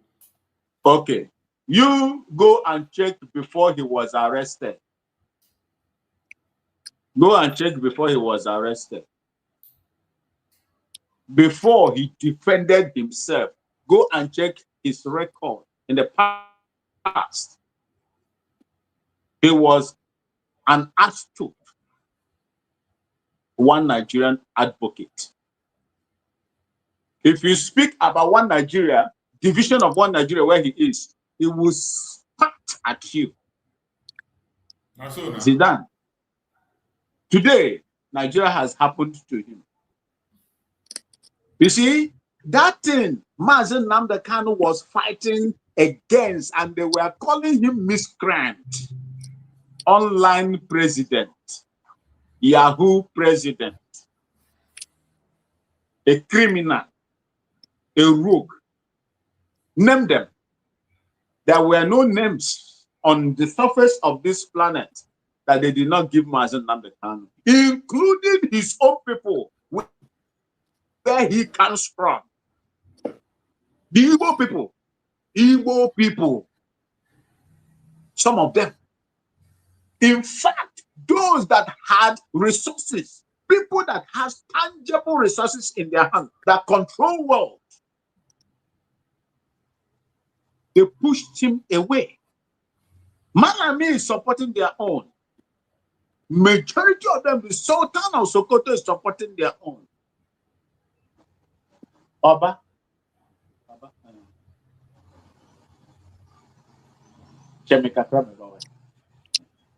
You understand? So all of them, majority of them, are on the side of their own people because they are implementing the tenets of their religion, which form part of their lives. Sharia, Islamization. But when you come down south, east, south, and south, west, you see the bickering amongst ourselves, fighting ourselves on daily basis, going on space to fight our people, whereas making it possible for your enemies to come in and begin to deal with our people. Today, they have banned Isheshe in a lorry. You will not carry out Isheshe, your traditional festival that your ancestors handed over to you. You can no longer do it because of your duplicity, your wickedness and duplicity. This is what we must guide in Biafra land. I thank you, Mazi Chicks, for giving me this opportunity. I have a lot to say about in order not to waste your time, let me just rest it here. Thank you so much. Bro, thank you so much. Thank you so much. That video, I think I'm going to play it maybe later in the day when I come for the evening program or tomorrow. I'm going to get the video down because the place where the phone is busy now. I can't be able to use it. So thank you so much, my brother. I appreciate you, my brother Max. Thank you so much. Let's hear from brother Ocean Monster. Happy New Year, Ocean. Ocean Monster, are you there? Is Ocean still there? I know most time Ocean join us from his Yes. My brother, to survival, greet you. Happy this pleasant new year for every, yes, for you and all the genuine Biafrans. I greet you, Mazi Greg. I greet you, Okenwadiana from Ghana, that speaks always the truth and in favor of his individuality.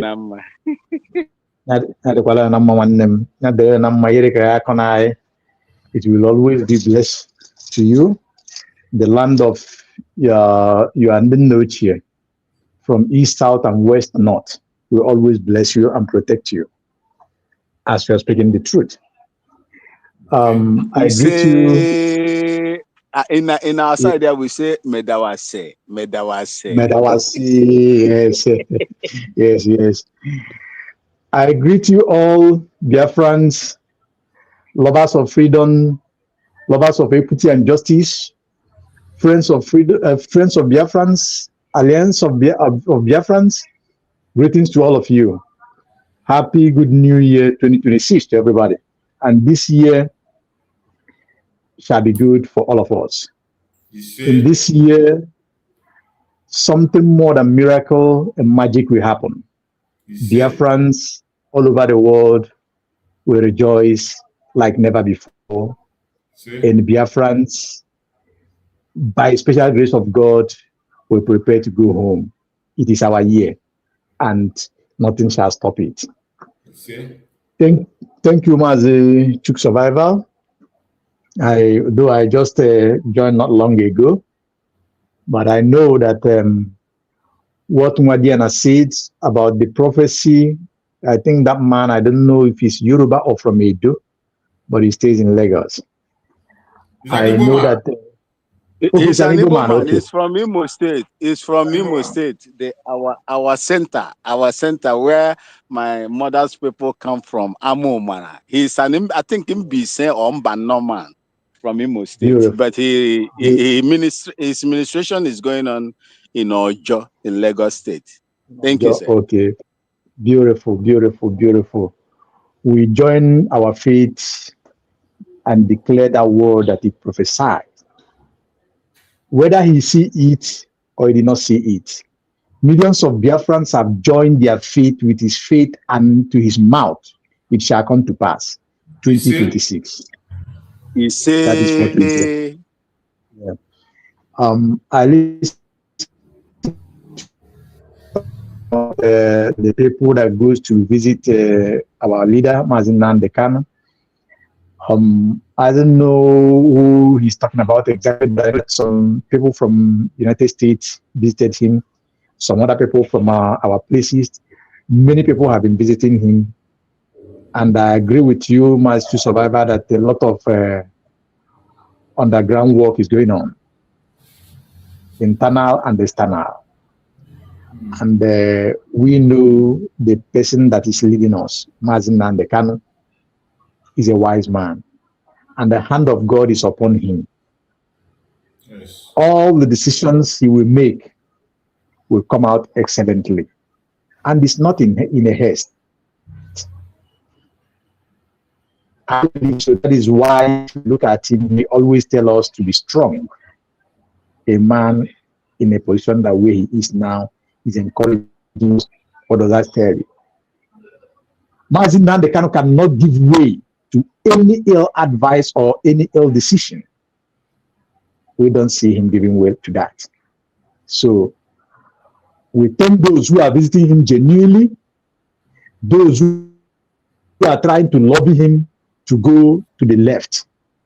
They will continue to visit, but they will not make any headway.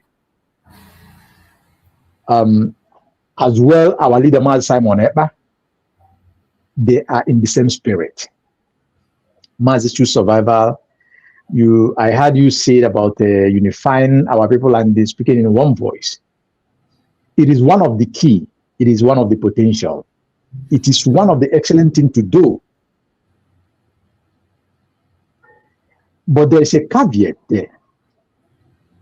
You see, your mind, the way you understand, the way you believe is not the way everybody believes.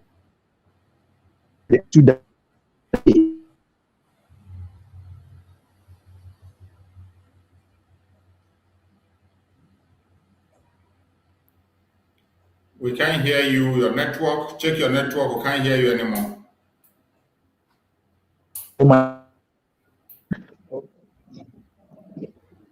Can you hear me, please? You're breaking up. We can't hear you. Now, can you hear me? Okay, go ahead. Yeah, but can you hear me? Because yeah. So like I said, if you look at the people, some of the people, their behavior, their attitude around what is going on in Biafran journey.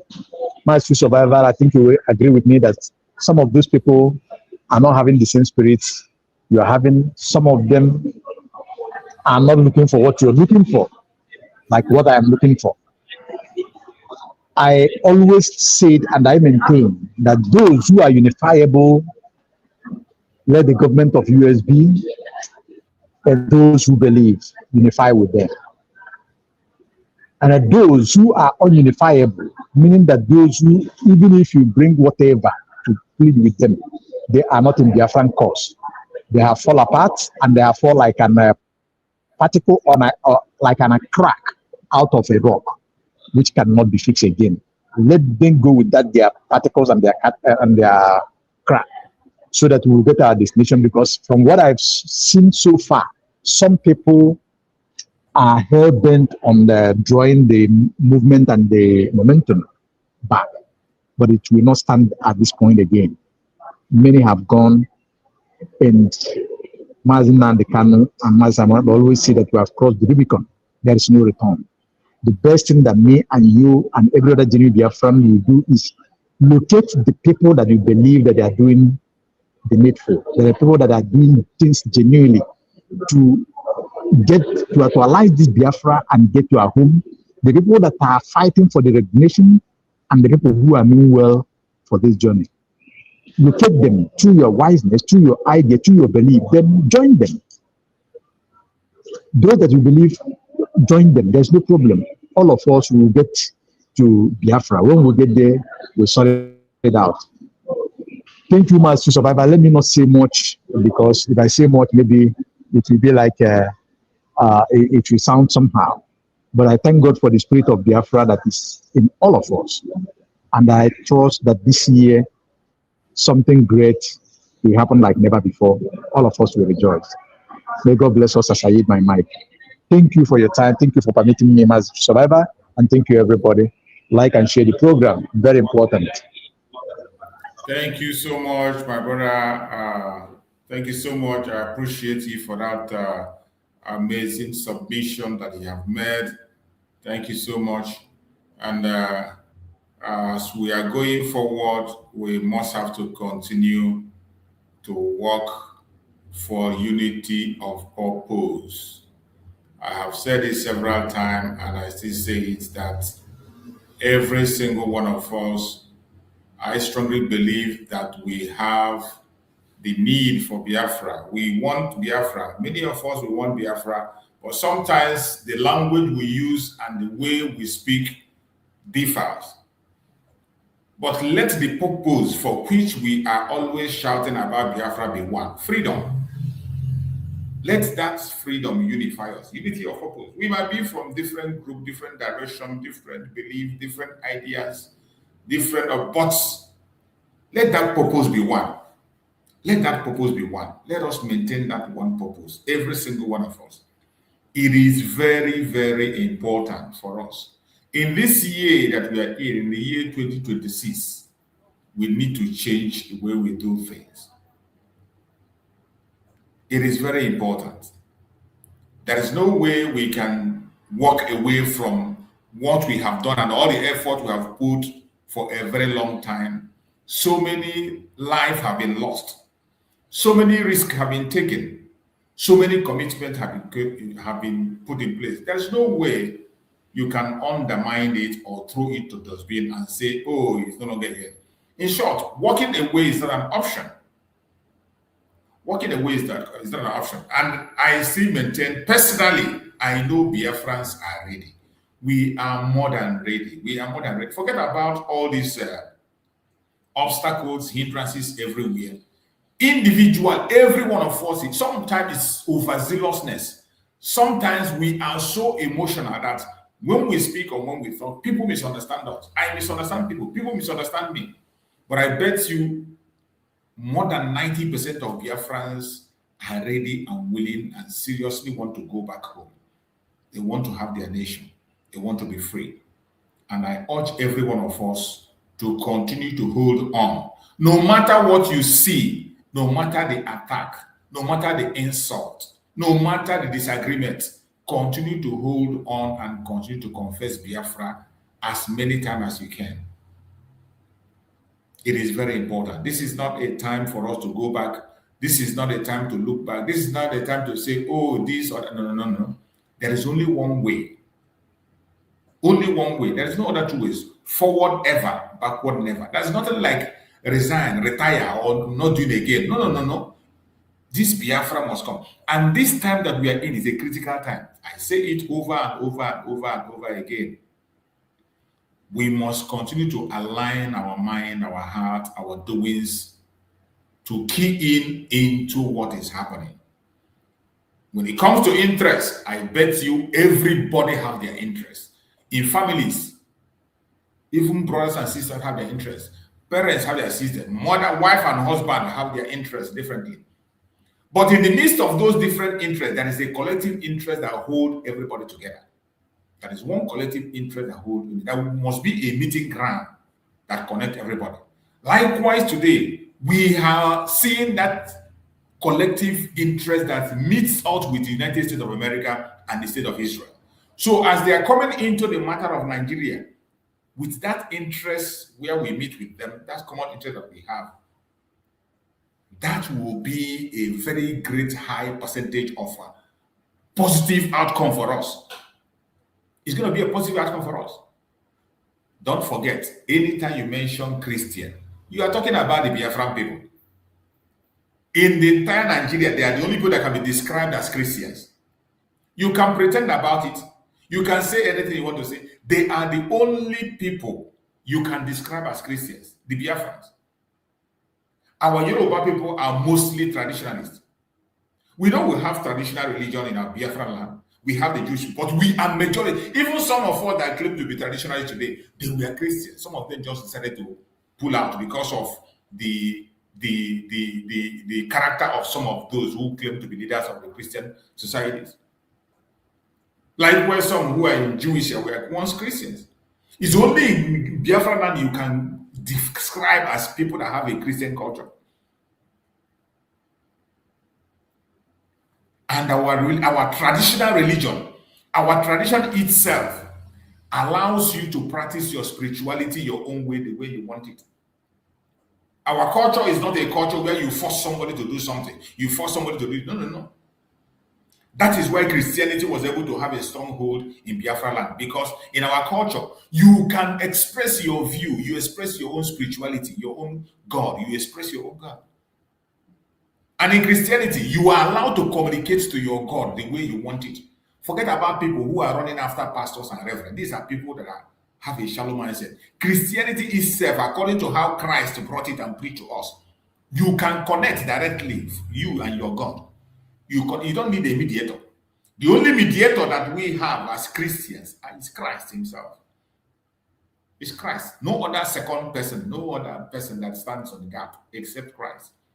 But today, many people have decided to choose mediators among themselves. The same way in our traditional religion. In us, we, the Igbo people, in our traditional religion, it's only you and your chi, you and your God. You don't need any mediator. Onye na chie. That is why in Igbo culture we say onye na chie, onye na chie, onye na chie.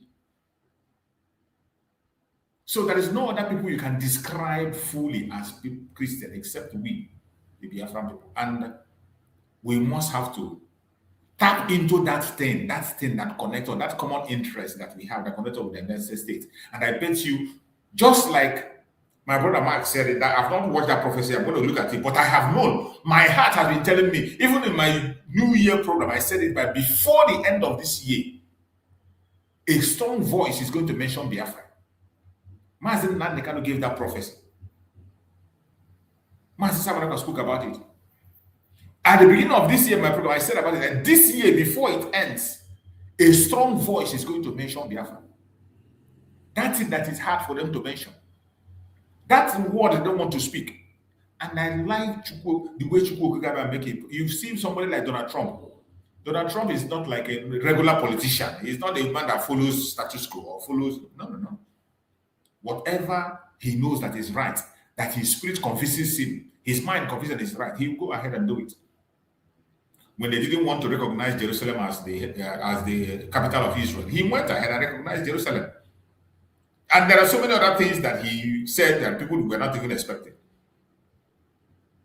2026, we need to continue to pray, continue to hang on, continue to stand together and do what we have to do. I bet you it is going to be amazing. And no weapon formed or fashion against us will prosper. Today, we have been able to hold it on for a very long time, and we are going to be rounding up on the program. What we discussed today, for those who did not start up with us, can go back and rewatch and get the topic we discussed today.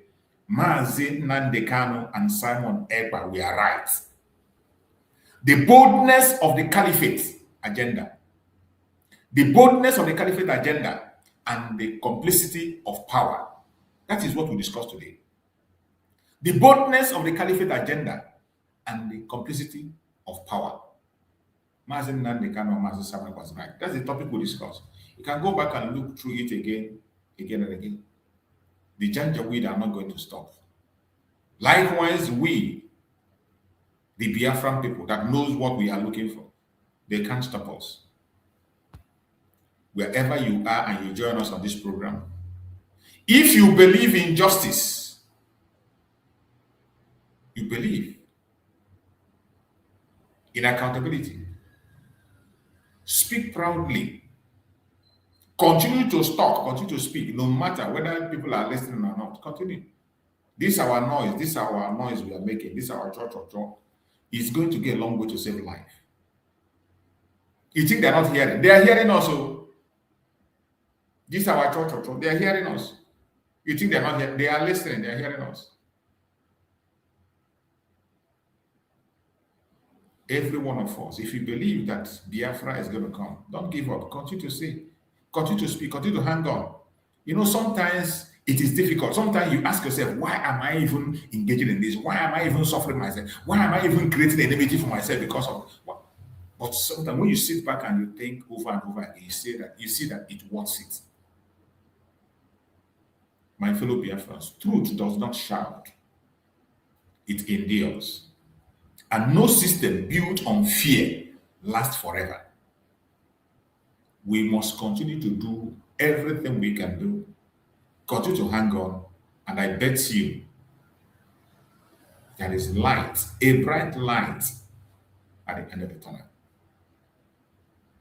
I appreciate everyone that have joined us on this platform today as we are closing up on this program. Hopefully, we are going to meet again later in the evening or tomorrow, and we will continue from where we stopped. So before I draw the curtain, Romax, can you take at least 60 seconds to give us a closing remark, Romax? If you are still there, I don't know whether if Romax is still there. Yeah, I'm here, Mazi Chicks. For doing what you are doing for the Biafran people, my mother's ancestral land,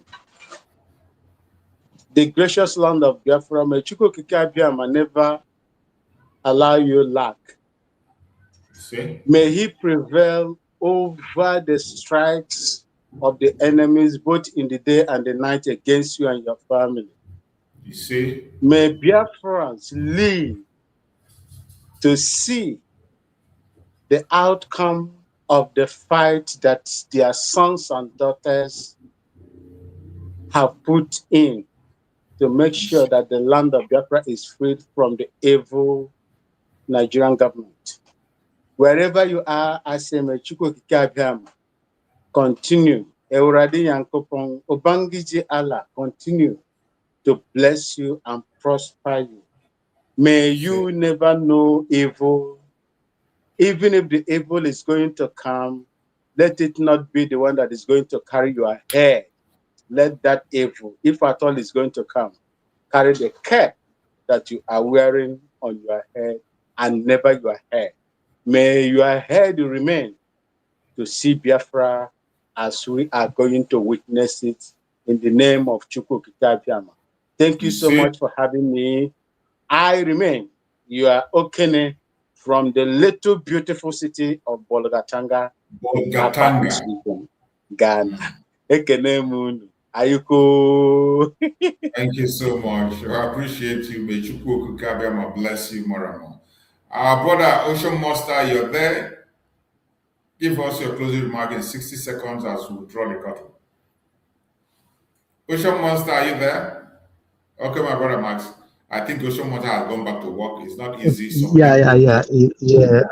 I'm there already, but I will just say thank you, Matthew Survivor, for everything. May God continue to bless you and strengthen all of us. Thank you, Nadiana. You said Medawasi. May God bless us all. Thank you. Thank you so much. I appreciate all the Biafrans, everyone that have joined anywhere. Please continue to stay strong. Whatever you know you can do to see that we actualize Biafra, please do it. Don't give up. Don't look back. Don't try to run away. Don't give up. Continue to put pressure. It is possible. Yes, we can. Definitely, Yes, we can. May Chukwu Okikabema guide and protect every one of us as Biafrans, more especially people that are living in the homeland. May Chukwu Okikabema guide and protect every one of them. May Chukwu Okikabema guide and protect all our Biafran leaders, more especially our supreme leader, Mazi Nnamdi Kanu and Mazi Simon Ekpa. We pray that Chukwu Okikabema will guide and protect every one of them, bring them out for us as soon as possible in this year 2026. We want to celebrate them as heroes in our midst. Thank you so much for watching. See you again next time. Stay blessed and have a wonderful day. Language of heaven, the very oldest language on the face of this very earth. Because I can say that from what I have just listened from you, it is just not ordinary. Very wonderful.